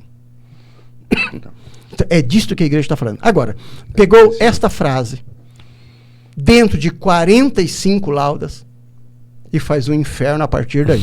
E agora, então, sim, vai pegando recortes de pessoas, inclusive de bispos, de padres, como vi hoje, vai fazendo montagens de discursos sobre isso. Para dizer, aqui, ó, isso aqui é contra a igreja. Olha aqui, o padre falando contra, o bispo falando. O próprio Papa. Isso é desconsiderar. Isso é uma vergonha, na verdade. Falando que o Papa, falando até que o Papa é esquerdista, entendeu? esse Então, tipo de veja, coisa. por isso que nós fizemos aqui, Thomas, 3 textos comparativos bíblicos para mostrar que a Bíblia ela não pode ser lida de modo isolado. Hoje nós estamos vivendo em tempos de frases isoladas, de discursos, de recortes que se joga na internet, sem o precedente e sem o pós. Todo texto bíblico só pode ser entendido dentro do seu contexto. Inclusive, se você pegar textos de Jesus fora do seu contexto, são verdadeiras heresias e que depõem contra o seu próprio ensinamento. Por exemplo, uma vez, quando Jesus falou sobre os talentos que cada um recebe, falou o quê? Comparou isso e contou uma parábola de um senhor que foi viajar, um proprietário de muitos bens, e deu 10 talentos para um, deu 5 para outros, deu 1 para o terceiro. E foi viajar. Voltou. Depois voltou e foi ver o que cada um fez com os seus talentos. O de 10... Falou, trabalhei pra caramba, ralei e tal, fui num corre danado, tá aqui o seu e o que sobrou pra mim. O de 5 fez a mesma coisa. Aquele que recebeu 1, guardou. falou, caramba, eu sabia que você era exigente. Fiquei com medo de perder este. Enterrei, escondi. Entendeu? E Jesus, então, neste contexto, falou, servo mau e preguiçoso. E fez a conclusão. Aquele a quem muito tem, mais será dado. E aquele a que pouco tem, até esse pouco será tirado. Tá bom. Se você pegar esta frase só de Jesus, isso é contrário a todo o seu ensinamento. De aquele que já tem muito, você vai dar mais, e aquele que tem pouco, você vai tirar até aquele. Pois a mensagem dele é exatamente contrária a essa. Mas se você tirou o texto do seu contexto, você desvirtuou e destruiu completamente a mensagem. Que é isso que nós fazemos hoje nas redes. Certo. Nós preferimos uma frase e jogamos ali, e o bombardeio vem em função da frase e não do contexto da mensagem que precede e que depois... Pra gente caminhar aqui, pra gente encerrar já, deixa eu falar uma coisa pra você aqui, que o pessoal perguntou bastante. Sobre a vida de Jesus aqui. Ele teve 12 apóstolos?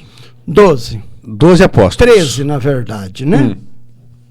Porque um deles é 12 até a morte de Jesus, e depois se escolheu um terceiro, ou mais um, para concluir, porque o Judas saiu fora do grupo, né?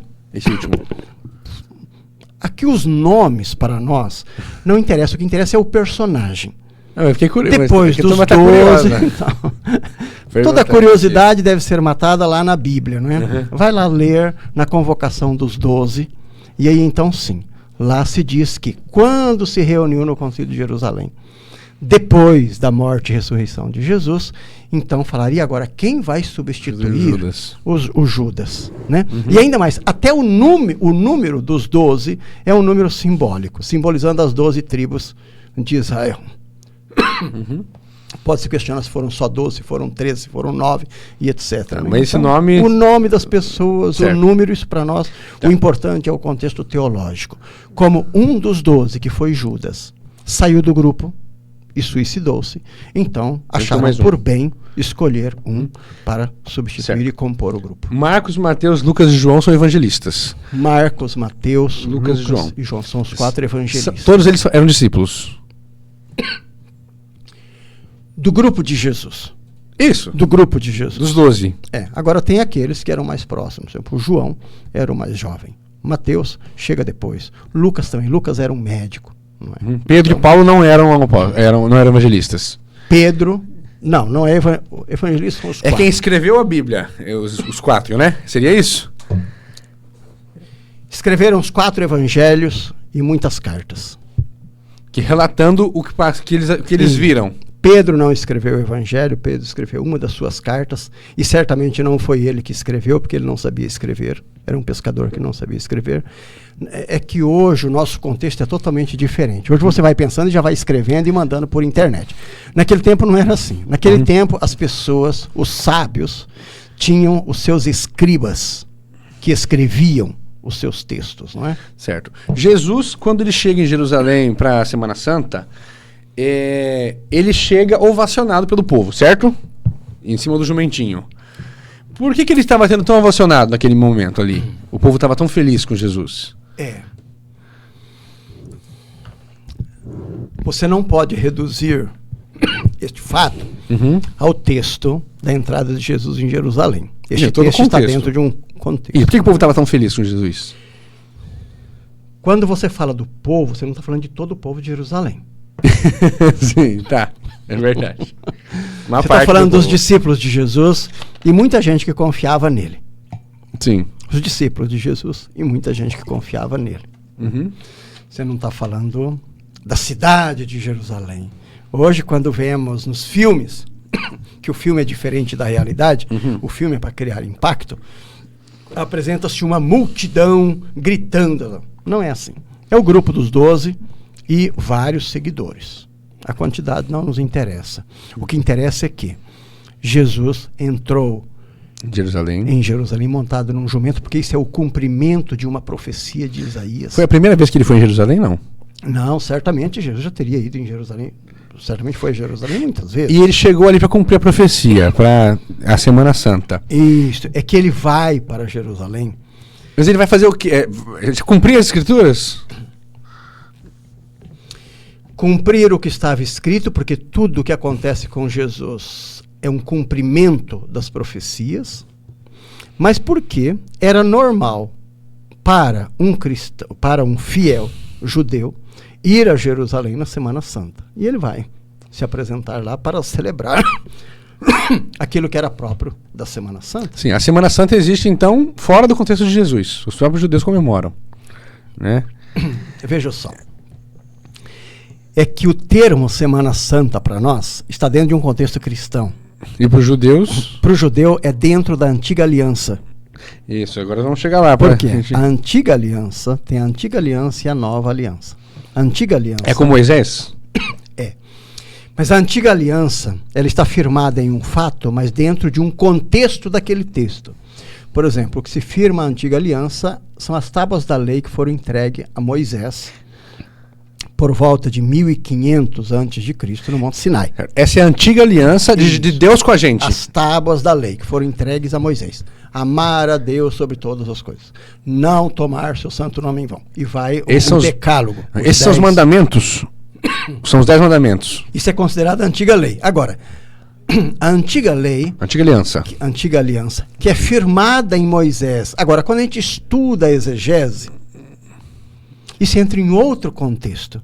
Não quer dizer que no ano de 1550, Moisés subiu no Monte Sinai e lá Deus deu as tábuas da lei para ele. Veja só, esta redação das tábuas da lei, dos mandamentos, esta redação é muito posterior. É quase 1000 anos depois. Num contexto do exílio da Babilônia. O que acontece na Bíblia é que tem o texto que é escrito muito posterior ao fato e se coloca na boca de um personagem de crédito na história da salvação para dizer isto é a vontade de Deus. Por exemplo, guardar o 7º dia. Certamente, isso não foi o sábado, o sabá do mundo judaico. Certamente, este mandamento não foi dado a Deus, a Moisés, lá no ano 1500, com as tábuas da lei. Isso está dentro de um contexto do exílio da Babilônia, onde o povo não tinha mais um dia de descanso, que era um povo escravo. Então aparece o profeta e vai dizer, o descanso é um direito de todo filho de Deus. Moisés falando isso. Não. Isso já no tempo do exílio. 550 a.C. Moisés aparece a 1500 a.C. Eu já tinha morrido há muito tempo.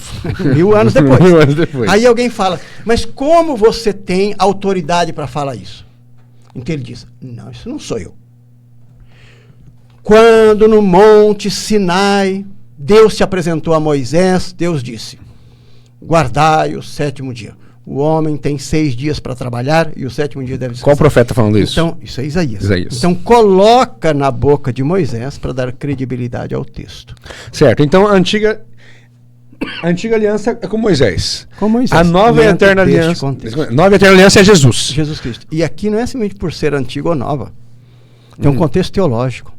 É que a antiga aliança, ela é externa ao ser humano. Tanto que quando Jesus vai a Jerusalém, vai para celebrar este fato, que é a Páscoa judaica, que Deus pede para celebrar com um cordeiro, que era preparado para isso, com ervas amargas e tudo isso, quer dizer, algo que é externo ao ser humano. Esta é a antiga lei. Antiga aliança. Antiga aliança. A nova aliança é Jesus. Isso, a nova aliança não é um fato Nova externo. e eterna. Tanto que isso se depois se reflete na ceia de Jesus que ele celebra com os discípulos. A ceia antiga, da antiga aliança, é celebrada com cordeiros, ovelhas, com ervas amargas. E com o novo com pão e vinho. Isso, para recordar a saída do Egito e etc. A nova lei não é através de elementos externos, é através do elemento interno, é o próprio Jesus. Por isso ele vai tomar o pão e o vinho, não mais o cordeiro e as ervas amargas, vai consagrar e vai dizer: tomai e comei, isto é meu corpo, que é dado por vocês. E não é mais para recordar a vossa saída do Egito e etc. Não, aqui agora é o meu corpo que é dado. E isso nós chamamos isso de Eucaristia. A comunhão. A comunhão. Comunhão. A hóstia consagrada. Então a nova e eterna aliança é ali na última ceia. Isso. Não é quando Deus manda Jesus.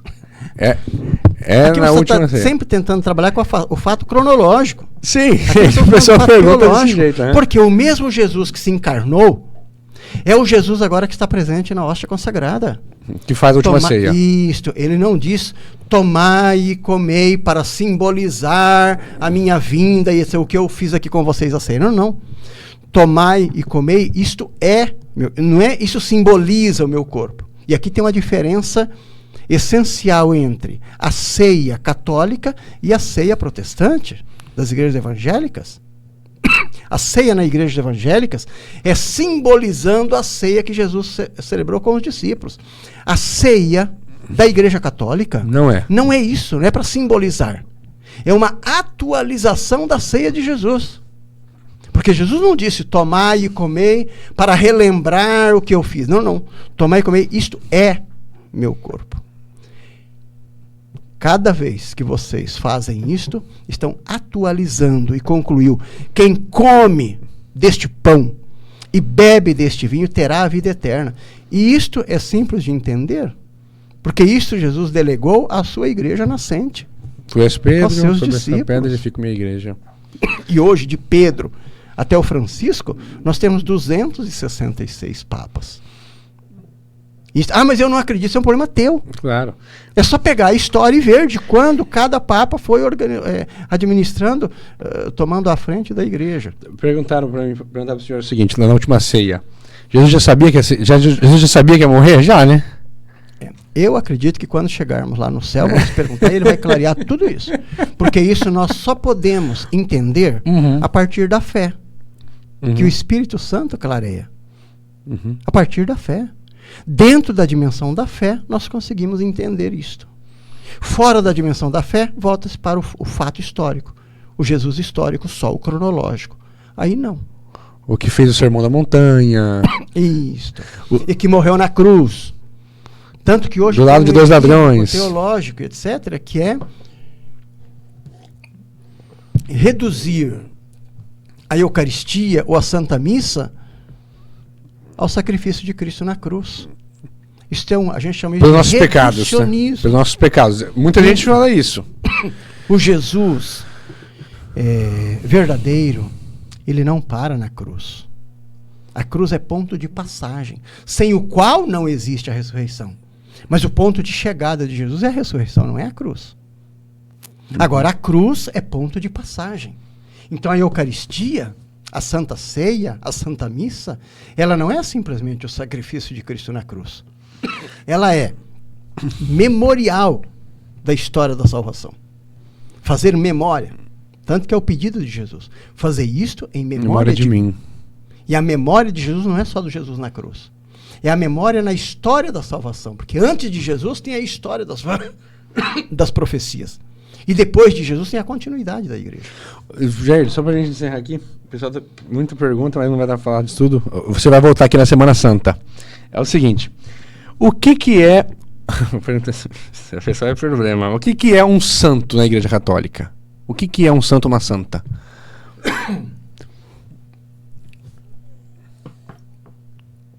Aqui você tem dois contextos.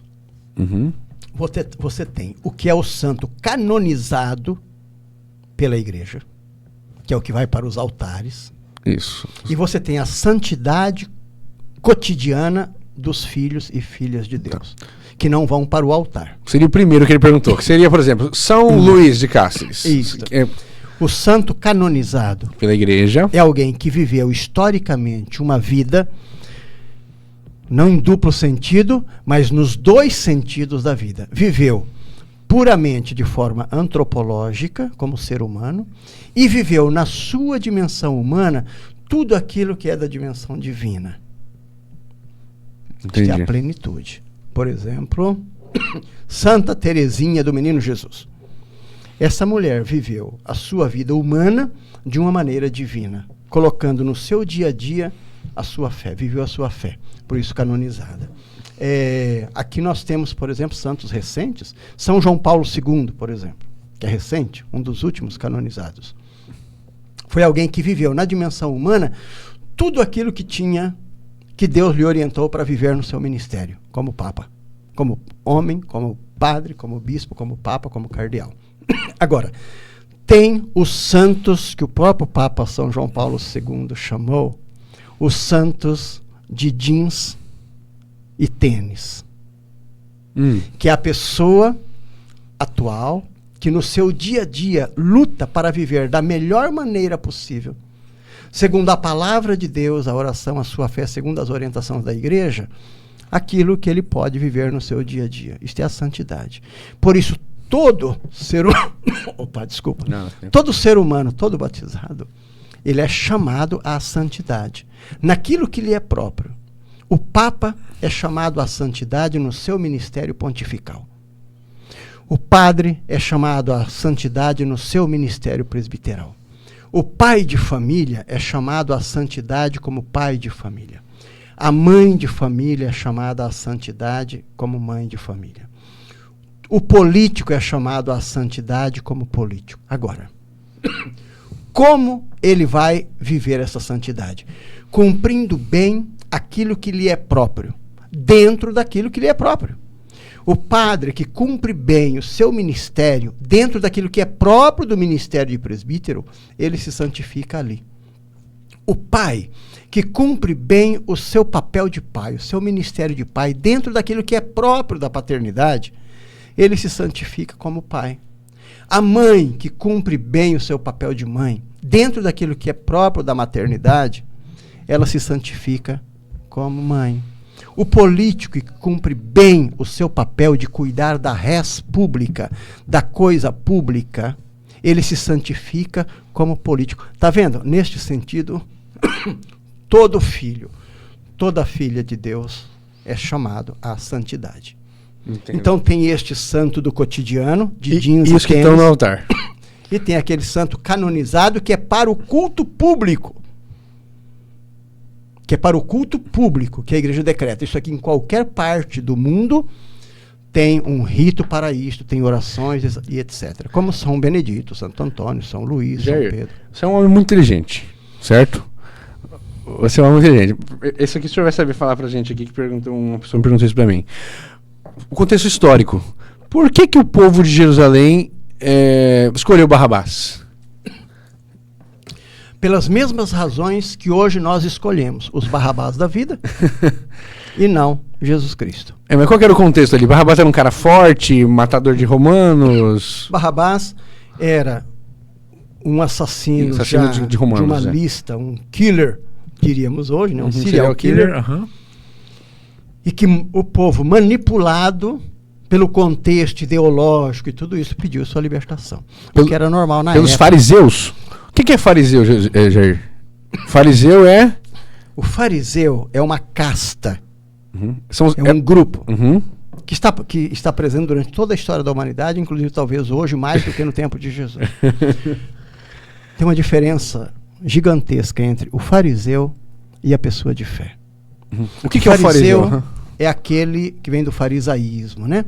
Aquela casta cumpridora da lei e que exige os seus direitos a partir do cumprimento da lei. Então, eu cumpri a lei, então eu tenho direito. E isso hoje está cheio disto. E tem o cristão verdadeiro, que não é o fariseu, que é aquele que reconhece, ainda que não cumprindo a lei, da presença do amor de Deus na vida dele. Que ele é baseado, o fariseu, ele é baseado pelo cumprimento da lei. O cristão verdadeiro, o seguidor de Jesus Cristo, o católico de fato, não baseia a sua vida no cumprimento da lei. Baseia a sua vida no amor. E isto aqui, o amor, ele não é quantitativo. Ele é qualitativo. Jesus mostra a diferença entre o fariseu e o verdadeiro, a verdadeira imagem e semelhança de Deus, naquele episódio que ele presenciou juntamente com os discípulos quando chegou na sinagoga. E lá viu alguém de um valor quantitativo alto, rico, fazendo a sua oferta. E praticamente mostrava aquilo para todo mundo. Você dá com a direita, que a esquerda não saiba. Tá vendo? Eu sou bom, olha aqui a oferta que eu estou fazendo. E exigia o reconhecimento público daquele ato que fazia.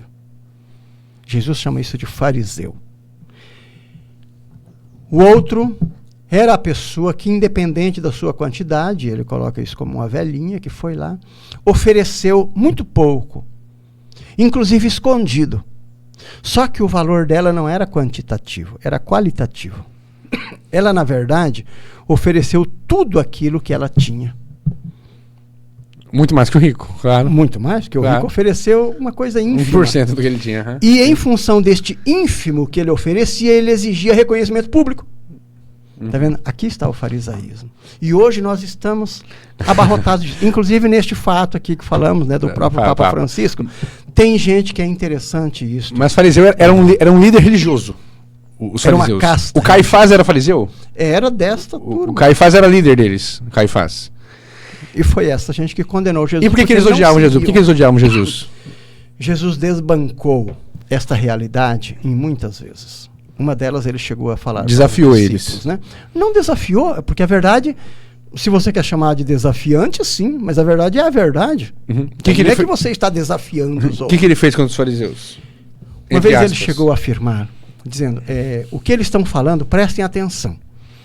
Porque vale a pena prestar atenção. Jesus falando, No entanto, não faça como eles fazem. Faça como eles vivem. Porque eles falam, mas não fazem. E chegou a chamá-lo de túmulos caiados, sepulcros caiados, que por fora, aparentemente, está tudo perfeito. Está dentro da lei, etc. Só que por dentro está tudo errado. Ele diz, vocês podem fazer o que eles falam, mas não devem fazer o que eles fazem. Mas ele falava isso em público? Falou isso publicamente. E o pessoal ficava revoltado na época. Mas é o que hoje nós vemos, por exemplo, quando às vezes o Papa Francisco diz algumas coisas dentro deste contexto bíblico. Entendeu? Por exemplo, por quê? Toda esta revolta contra a bênção que Deus oferece e que cabe à igreja no seu ministério, no seu munus ministerial, de oferecer a todo aquele que pede, independente da circunstância em que ele esteja, e por que não uma revolta pública contra todas as corrupções que nós vemos? Por que não criticam o que o Papa São João Paulo II falou quando veio ao Brasil e afirmou publicamente que o Brasil é um país onde ricos se tornam cada vez mais ricos e pobres cada vez mais pobres? Por que não tomam essa frase do Papa Francisco, do Papa São João Paulo II, e se escandalizem por isto? Entendeu? Outra coisa. Por que nós não nos assustamos tanto com a infidelidade matrimonial? Com gente que, às vezes, legalmente está casado e etc. Antes do senhor falar isso, tem uma pergunta parecida com isso. Perguntar para o senhor se a castidade hoje em dia é um dogma flexível e relativizável. Você já responde junto. é o tipo de pergunta que fizeram a Jesus. A gente deve apedrejar ou não deve? Entendeu? Essa questão não vem ao caso. O que vem ao caso é que, nas leis de Deus, são 10 mandamentos. A questão da castidade é o 6º mandamento. Isso não quer dizer que ela é menos importante nem mais importante. É que ele está dentro de um conjunto de vida. O problema nosso é que a nossa cultura ocidental, ela está, não digo fixada, mas reforçada pela cultura medieval, o medioevo, que é a cultura ocidental, onde se firmou cada vez mais numa moral sexual e não numa moral de caráter, mas sexual. E tudo na nossa vida volta-se à dimensão sexual, mesmo que seja o ponto mais frágil da nossa realidade humana. Quando Jesus pouco falou sobre a moral sexual, ele falou sim sobre a idoneidade de vida, a idoneidade no matrimônio, a fidelidade no matrimônio, isto sim. Mas nós hoje, principalmente os puritanos, e não ser puro não é um defeito, hein? O problema é o puritanismo, é o farisaísmo dentro da dimensão moral. Gente que não vive o que fala, mas acusa todos aqueles que tentam clarear, como o Papa Francisco. Tá, então a castidade não foi relativizada, como esse cara perguntou aqui. Mas em absoluto, ao contrário. A castidade é um elemento muito importante na vida da pessoa. Só que castidade não significa simplesmente você não fazer sexo.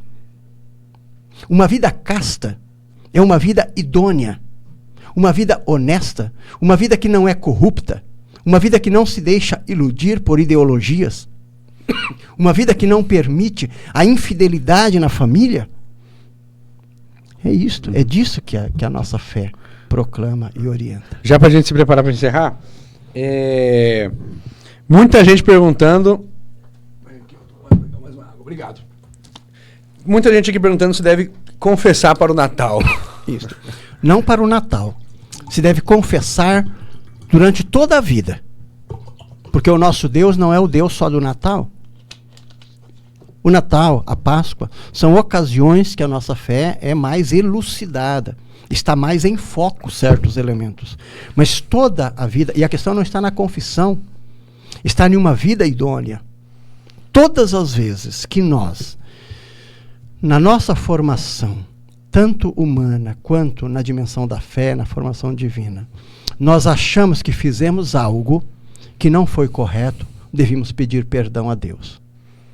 Todas as vezes. E dentro do nosso contexto católico, que é diferente do contexto evangélico, nós temos na igreja a mãe que nos oferece o perdão de Deus. Maria? Não, a própria igreja. Ah, tá. A igreja que é mãe, que ela não isola, ela não expulsa. E então, nós temos várias circunstâncias. Por exemplo, todos os dias, falo aqui da catedral, né? Todos os dias nós temos lá padre atendendo, de terça a sábado. E nestas ocasiões especiais, nós fazemos também a nossa celebração penitencial comunitária, que inclusive aconteceu agora terça-feira, na preparação para o Natal, que é um dos ritos que a igreja permite, que é uma celebração comunitária, pautada pela palavra de Deus e por reflexões, pedidos de perdão e etc., e depois a absolvição individual, que não foge em nada a todos os elementos da confissão, ou que nós chamamos da reconciliação. Então não digo que para o Natal, eu digo que todos os dias, assim como, por exemplo, todos os dias são dias de viver. Agora tem o dia do aniversário da gente, que a gente prepara a casa de um modo diferente, compra um bolo, etc. Tem o dia do casamento, tem o dia da ordenação, tudo isso. Mas todos os dias são dias de viver a fé. E nós devemos viver de modo correto. Mas a pessoa perguntando se pode comungar no Natal. A comunhão tem duas dimensões. Uma é a comunhão na Eucaristia e outra é a comunhão de vida. A comunhão da Eucaristia leva à comunhão de vida na igreja. Não adianta, e não é idôneo, não é correto, você comungar na Eucaristia sem estar em comunhão com a igreja, com o teu irmão. Tanto que Jesus fez também uma fala sobre isso, dizendo, se você está para levar a tua oferta no altar, E lembra que você tem um conflito com o teu irmão, vai primeiro lá, reconcilia com ele, depois vem, faz a tua oferta. E isto se refere também à Eucaristia. O que acontece é que às vezes nós pensamos a Eucaristia simplesmente como hóstia consagrada que eu devo comer, e não a Eucaristia como comunhão de vida. Por exemplo, não é idôneo. Mas ele pode comer ou não? Não é idôneo você ir comungar na Eucaristia se você não está em comunhão, por exemplo, com o Papa. Uhum. Você é contra o Papa, mas vai lá. Isso é extremamente contraditório.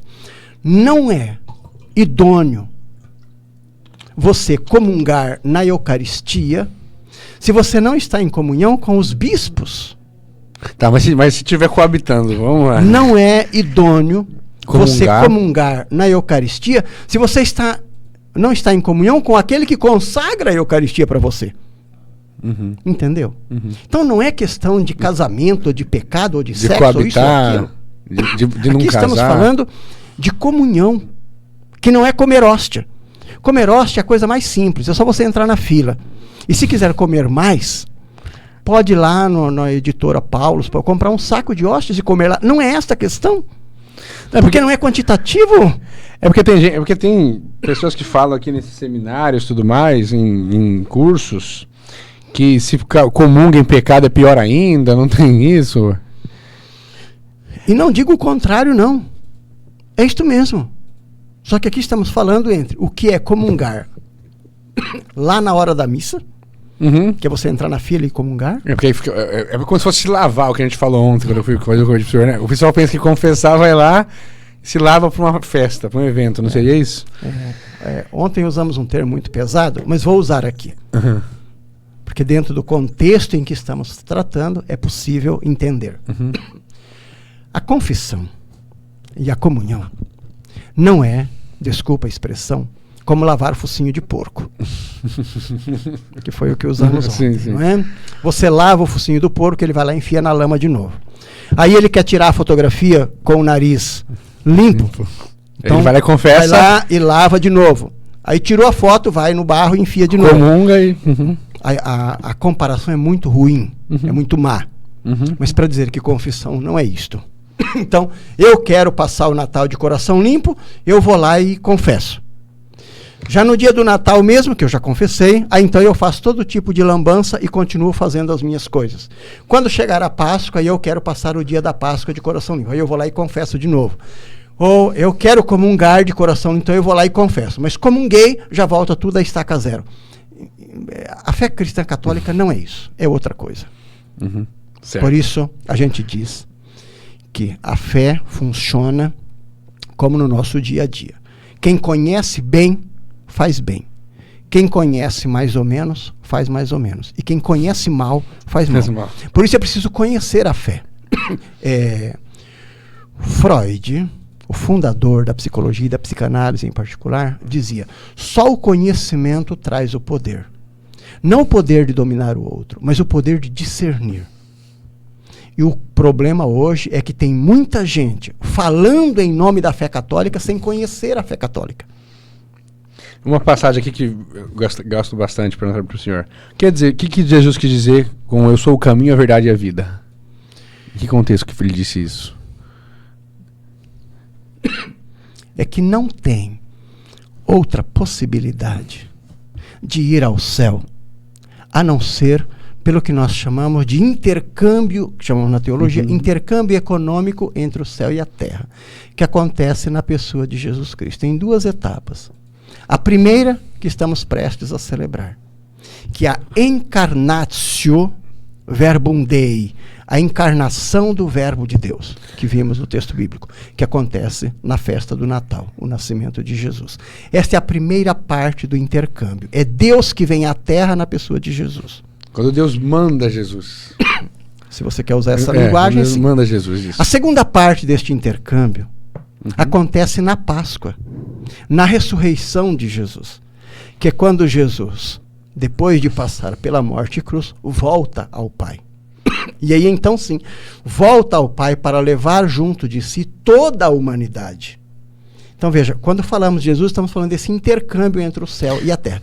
Por isso que no conceito que nós conhecemos, não há possibilidade de salvação sem a pessoa de Jesus. Agora, aqui entra uma outra questão. Deus teria outros meios de salvar a pessoa, independente deste intercâmbio entre o céu e a terra na pessoa de Jesus? Bom, aí teríamos que ver com ele quando chegar lá. Porque se dissermos, Deus só tem esta possibilidade, nós limitamos a ação de Deus. E a mesma coisa aí quando diz que o verbo se fez carne. Exatamente. Quando nas escrituras mandou Jesus. Este o verbo é se fez carne. Um método de salvar. Agora, não vamos querer reduzir Deus ao nosso raciocínio, né? A nossa metodologia, querer pôr São Paulo dentro de Cuiabá, porque não vai dar certo. Quando ele fala também, vós sois a luz do mundo, é a mesma coisa. Isso. Vós sois a luz do mundo. Exatamente. E Jesus diz, quer dizer, as Sagradas Escrituras dizem que Jesus é a luz do mundo. Agora, todo aquele que adere a esta luz também ilumina. Por isso, a nossa fé cristã católica não é uma fé que nós exigimos que Deus faça ao nosso modo, que nós exigimos que a igreja faça ao nosso modo. A nossa fé, a fé cristã católica, é uma fé de adesão a Jesus Cristo, que é expresso na mensagem que a igreja proclama. Já pelo batismo, é uma adesão que nós fazemos à fé. Nós pedimos o batismo à igreja. Já a Eucaristia é uma adesão que nós comungamos na Eucaristia que a igreja produz.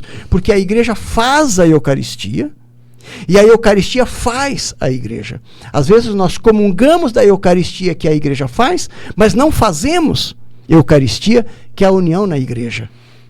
Entendeu? Por isso nós temos hoje muita gente que está na igreja, mas não é igreja. Que usa o título católico, mas não é católico, porque a palavra católico quer dizer de unicidade, de universalidade. Então eu posso usar o título de católico, mas não ser católico, porque sou contra o Papa, sou contra os bispos, sou contra as lideranças, sou contra a comunidade. Eu não faço adesão. Pelo contrário, eu faço a divisão. E aqui, se você me permite, apesar de que o nosso tempo já avançou muito, já estamos terminando, 5 minutos. Mas fazer uma reflexão muito interessante, rápida, que é a nossa fé é uma fé de encontro. E o encontro que nós fazemos deve ser sempre um encontro vinculativo. Ele deve criar vínculo, ele não pode ser um encontro conflitivo. Porque o encontro conflitivo, ele divide. O encontro vinculativo, ele adere, ele agrega. E tem muito católico fazendo encontro conflitivo, portanto, dividindo a igreja. E não encontro vinculativo, unindo, aderindo. Isto quer dizer, não é? Quer ser mais católico do que o Papa. Entendeu? Só para finalizar aqui. Perguntaram aqui o que o senhor acha e o que é a renovação carismática católica. E o que o senhor pensa disso, desse movimento? A renovação carismática católica é uma riqueza metodológica que a igreja tem, assim como todas as outras. Mas o que é uma renovação? A renovação carismática católica, ela resgata um pouco do que é aquilo, às vezes, que nós perdemos no nosso dia a dia, que é a dimensão da espiritualidade. Com o risco também, porque quando falamos de espiritualidade, estamos falando, já acha que é o Espírito Santo. E aí fazemos uma trindade fraccionada. Aquilo que falávamos no início. O Pai para a criação, o Filho para a salvação, o Espírito Santo para a consolação e etc. Né? Que não é assim. Mas renovação porque tem 40 anos para cá? Não, a renovação tem mais. A renovação é uma experiência. A renovação carismática, não. A renovação carismática, é isso. A experiência que tem dos carismas. Porque você não pode confundir a renovação carismática com os carismas da igreja. A renovação carismática seria... Os carismas estão desde a origem da igreja, que são o que o apóstolo Paulo fala. Os vários carismas. Carisma de profeta, carisma disso, carisma de cura. Eu te interrompi, desculpa. Então o que é a renovação carismática católica? A renovação carismática é uma metodologia mais recente que a igreja utiliza para evangelizar, resgatando os carismas, que às vezes ficaram meio que abandonados durante o tempo. Então a renovação carismática é um movimento dentro da igreja católica, assim como é uma riqueza também as comunidades eclesiais de base, assim como é uma riqueza a catequese, assim como é uma riqueza a liturgia, assim como é uma riqueza o apostolado da oração, assim como é uma riqueza a pastoral carcerária e etc.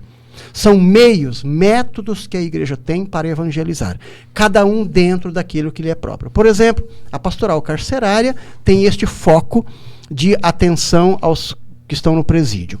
A pastoral da saúde tem a atenção especial a esses que estão os enfermos. A carismática católica seria mais para jovem ou não tem nada a ver? Nada a ver. Aqui é para pessoas, para reavivar estes carismas, os dons que tem na pessoa. Isto é para todos. Aí a metodologia que o pessoal dança, tal, é outra coisa, metodologia, né? Cada um tem a sua e cada geração tem a sua metodologia. As metodologias que teu avô usava não são as tuas. Tá certo, Jair, obrigado. Vou te fazer só mais uma coisa. Você volta aqui na Páscoa. E se você puder, rapidinho aqui, um bate-bola. Uma palavra. Antes de você concluir isso. A gente já vai falar das missas. Não, você vai dar o último recado. Porque eu tenho medo. Jair, em uma palavra, o que é Jesus Cristo para você? Uma palavra. Aquilo que ele mesmo disse. Eu sou o caminho, a verdade e a vida. Maria.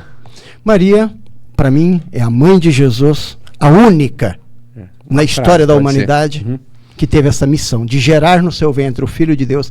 Ninguém antes dela, ninguém depois dela. Portanto, um personagem único que eu considero, assim como a mãe de Jesus, eu me considero como irmão e um apreço especial por Jesus, o meu Salvador, eu a considero como mãe também.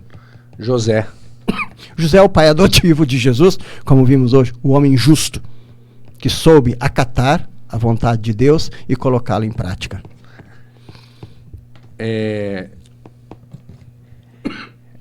Papa Francisco? O Papa Francisco é aquele que dentro do seu tempo está clareando a nossa fé com uma sabedoria infinda, assim como todos os outros. Assim como foi um João Paulo II, que abriu a igreja para o universo na época, que era a época em que a mídia estava abrindo. Assim como foi o Papa Bento XVI, um sábio que soube sintetizar o que a igreja tinha de essência. Agora nós temos um Papa Francisco com uma visão pastoral extraordinária, tratando todos igualmente como filhos e filhas, como imagem e semelhança de Deus. Independente de credo, independente de cor, de raça, de opção sexual e etc. Uma frase. Judas Iscariotes. Um descuidado. Descuidado? Poderia ter tido o mesmo que Pedro teve, porque Pedro também cometeu erros, igual Judas, só que Pedro converteu-se. Pediu desculpa e voltou. Pedro seria o quê? O Pedro é o exemplo do pecador arrependido, permanentemente. A pessoa que se empolga, se equivoca, mas que retoma constantemente. Judas descuidado. O descuidado, não é? Pilatos. O exemplo maior de autoridade que não deve acontecer. O autoritarismo. Que toda autoridade é para o serviço e não para o autoritarismo. Barrabás. Um coitado. Um coitado condenado e depois absolvido falsamente pelo povo. Caifás. Caifás era um grande, era um maioral da época, não é? Que teve também o mesmo descuido de Herodes e de todos os outros. Não? Paulo, o exemplo de mudança de vida. Por exemplo, que antes condenava, inclusive esteve na anuência da morte do primeiro diácono da igreja, Estevão, foi ele que autorizou a morte, o assassinato, o martírio de Estevão, e depois mudou completamente de vida. Herodes, o da crucificação. O Herodes também, aquele que usou da autoridade de autoritarismo. Os dois podiam ter impedido a morte de Jesus? Podiam, né? É que na fé a gente não trabalha com poderia ter sido, né, com a hipótese. Aquelas coisas acontecem assim, né? Se eu fosse filho do não sei quem, se eu tivesse... É que a vida ela é real. Uma palavra, o que são os santos da Igreja Católica para você? Os santos são homens e mulheres que vivem aquilo ao qual se destinam. Último, Madalena. Madalena, um exemplo também clássico de mudança de vida, para dizer que o que conta na nossa vida não são os nossos pecados, não é a quantidade de pecados, é o amor que a gente tem por Deus e pelos irmãos. Entendi. Padre Jair? Fante? Olha, eu gosto disto, até me arrisco a fazer temas ao vivo, como este aqui e tantos outros, não é? Que as perguntas são sempre um problema, porque às vezes faz uma pergunta que você não está e nem pode responder, porque são perguntas que só podem ser respondidas dentro de um contexto explicativo, não é? Mas eu gosto desse estilo. O Padre Jair é um grande pecador, não é? Mas que luta viver da melhor maneira aquilo que aprendeu da igreja. O pessoal elogiando muito você e você sempre se inovando, né? Como a igreja, né? Com a renovação carismática, com os acampamentos, que é uma novidade, né? Acampamentos, é uma grande novidade. E tudo na nossa vida que nos impacta é uma grande bênção de Deus e que depois tem que ser conduzido para a formação. Assim como os acampamentos, né? Tem que ter um cuidado. Isso, tem que cuidar. Os acampamentos são momentos que arrebanham pessoas de todos os perfis, não é? Graças a Deus, e que recebem um impacto muito sério na fé, a partir da palavra, da pregação, de tudo isso, comigo. Da ação do Espírito Santo, e que depois isso não é suficiente.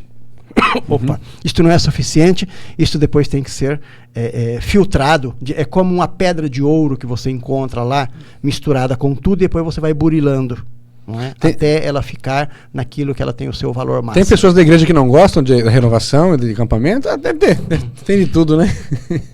Não é verdade? Você mesmo respondeu. Tá certo. Você respondeu o quê? Que tem de tudo? É que, graças a Deus, nós somos assim, não é? Nós somos assim, tem coisa que a gente gosta e coisa que não gosta. E a gente não faz porque o outro gosta, não faz porque deve ser feito. Quando você fica doente e que você vai no médico e ele constata que você precisa de uma cirurgia, você não faz, ele não vai fazer a cirurgia porque você gosta ou você não gosta. Porque se for fazer o que você gosta, você vai morrer com o câncer. Ele vai fazer a cirurgia porque é necessário fazer, é uma questão vital para você. Entendi. A questão da renovação do acampamento é uma questão ótima, mas tem que ser usada com cuidado, é isso? Burilada como tudo, né? Sim. Os profetas, eles não falaram porque seus auditores gostavam ou não gostavam. Eles falaram porque foi pedido que falassem aquilo. Profetizem. Tá certo. Obrigado. O senhor volta na Semana Santa, falar da crucificação de Jesus? É possível. Tá certo. Eu quero te dar um presente, vou dar só pra você, porque você foi o cara que mais deu audiência aqui pro programa. Vamos ver se esse programa vai derrotar você mesmo. Eu quero te dar esse boné do programa, do podcast Pode Printar. Opa, muito obrigado. Outro convidado que tiver aqui, que passar o Padre Jair, a gente dá também, mas é difícil passar o senhor.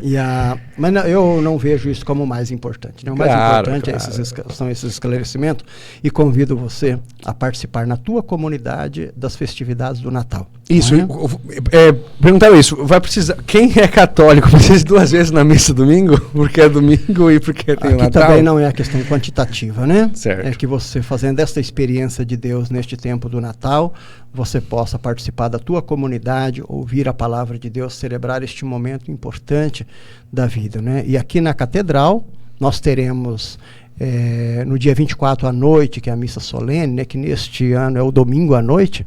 Por isso que o professor perguntou de 2 vezes, não precisa.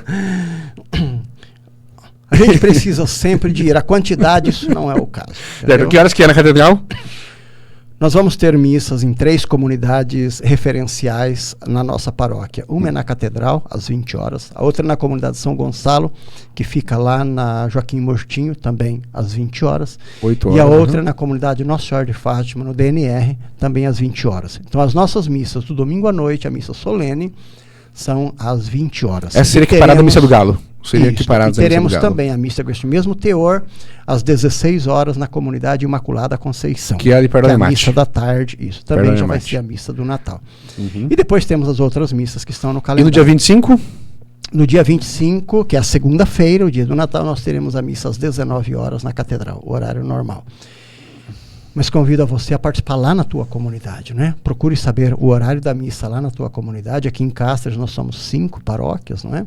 Mas você que nos acompanha em várias partes, não só do Brasil, mas também do mundo, porque este vídeo vai para a Europa, para a América do Norte, nas comunidades onde trabalho e conheço tanta gente, participe lá.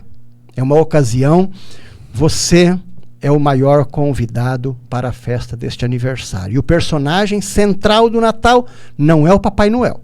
É o Jesus. É Jesus Cristo. É uma pena que nós enviemos tanta mensagem com Papai Noel, falando Feliz Natal. É a imagem de Jesus Cristo. É a mãe do Senhor. Ali é a nossa fé. É que nós estamos um pouco desvirtuados, não é? Mas o mensageiro maior é Jesus Cristo. Certo. Vou desejar aqui para vocês um Feliz Natal a todos. Agradecer demais. O programa do Réveillon já está gravado. Quem sabe a gente faz um outro mais se eu não fizer, um especial de Réveillon. Feliz Natal a todos, Feliz Ano Novo a todos. Agradecer demais os parceiros que estiveram com a gente em todo esse ano de 2023, nesse novo projeto do podcast Pode Printar. Agradecer o meu sócio Pacheco, agradecer o Wagner, que é o nosso produtor, que grava todos os programas com a gente, menos esse. E também agradecer o Eliseu, que gravou o primeiro programa com a gente em outro estúdio. Aqui é a Rádio FM, que o Padre Jair só pôde... Agradecer demais que ele conseguiu um espaço na agenda dele. Agora a gente está gravando de manhã, então o Wagner não podia gravar no estúdio dele. Obrigado, Wagner. E dizer aqui dos nossos parceiros, para a gente encerrar. Antes de encerrar aí, Thomas, quero agradecer também a você, né, por esta oportunidade de ir clareando a nossa fé, desejar a você um Feliz Natal, um ano novo cheio de bênçãos, e também você que nos acompanha através deste programa, não é? Desejar a você um Feliz Natal. Num dos cânticos do Natal tem um contexto teológico muito importante, onde a gente canta: meu caro irmão, olhe para dentro do teu coração, vê se o Natal se tornou conversão e te ensinou a viver. Então este é o contexto do Natal. É para nos ajudar a nos converter e ensinar a viver. Por isso desejo a você uma boa conversão e uma boa vivência deste Natal no decorrer deste ano 2024. Deus abençoe a todos. O senhor aposta que esse vídeo passa o seu primeiro? Não é esta a questão. Se uma pessoa assistir, já ficamos felizes, né? Porque é um grande valor. Mas acho que vai passar. Depois eu falo pro senhor. Agradecer à loja Anjo Amigo, que me doou essa camiseta aqui, camisetas católicas ali na Praça Duque de Caxias, ao Gelo Drink, ao Réveillon, que vai ter 2 Réveillons esse ano, ao Mariana Lacerda e no Réveillon do Grelas lá no Yacht Club, ao Esquinão das Baterias, o Palácio das Tintas, a Deli Beauty Center, que faz serviço de manicure e pedicure, massagens relaxantes, limpeza de pele, extensão de cílios, podologia, maquiagem, ali próximo a Mapile, a Criar Doces, a Pastelaria Maria Luísa, a Bike Mato Grosso, ao Impacto Som, ao Gustavo, que é o nosso parceiro Uber do programa, que sempre faz correria pra gente em Cuiabá, a Lord Story, loja de roupas em frente ao Hotel Brasil, a Contatos Comunicação Visual, ao Empório Agropecuário, a Capivara Gourmet, a Unimed Kids, ali na Praça Duque de Caxias, que atende crianças com espectro autista, a Lava Jato 13 de Junho, a Top Cell Celulares ali na Natália Mares, a Espetaria Boi na Brasa, ao Jefão Funileiro, a Status acessórios para seu veículo. E agradeço demais, Jair. Feliz Natal para você, feliz Ano Novo. E obrigado demais por você ter conseguido essa agenda. Você vê que o Jair está meio gripado, mas está aqui fazendo muito obrigado, de evangelização. Thomas, e também este veículo no qual você atua é também um grande veículo de evangelização, né, de missão. Parabéns por essa missão que você tem. Tá certo, obrigado. E você volta aqui na Páscoa. Provavelmente. Aí o pessoal vai fazer mais perguntas pro senhor. Obrigado, meu querido. Tchau, tchau, gente. Valeu. Deus, abraço. Tchau, tchau.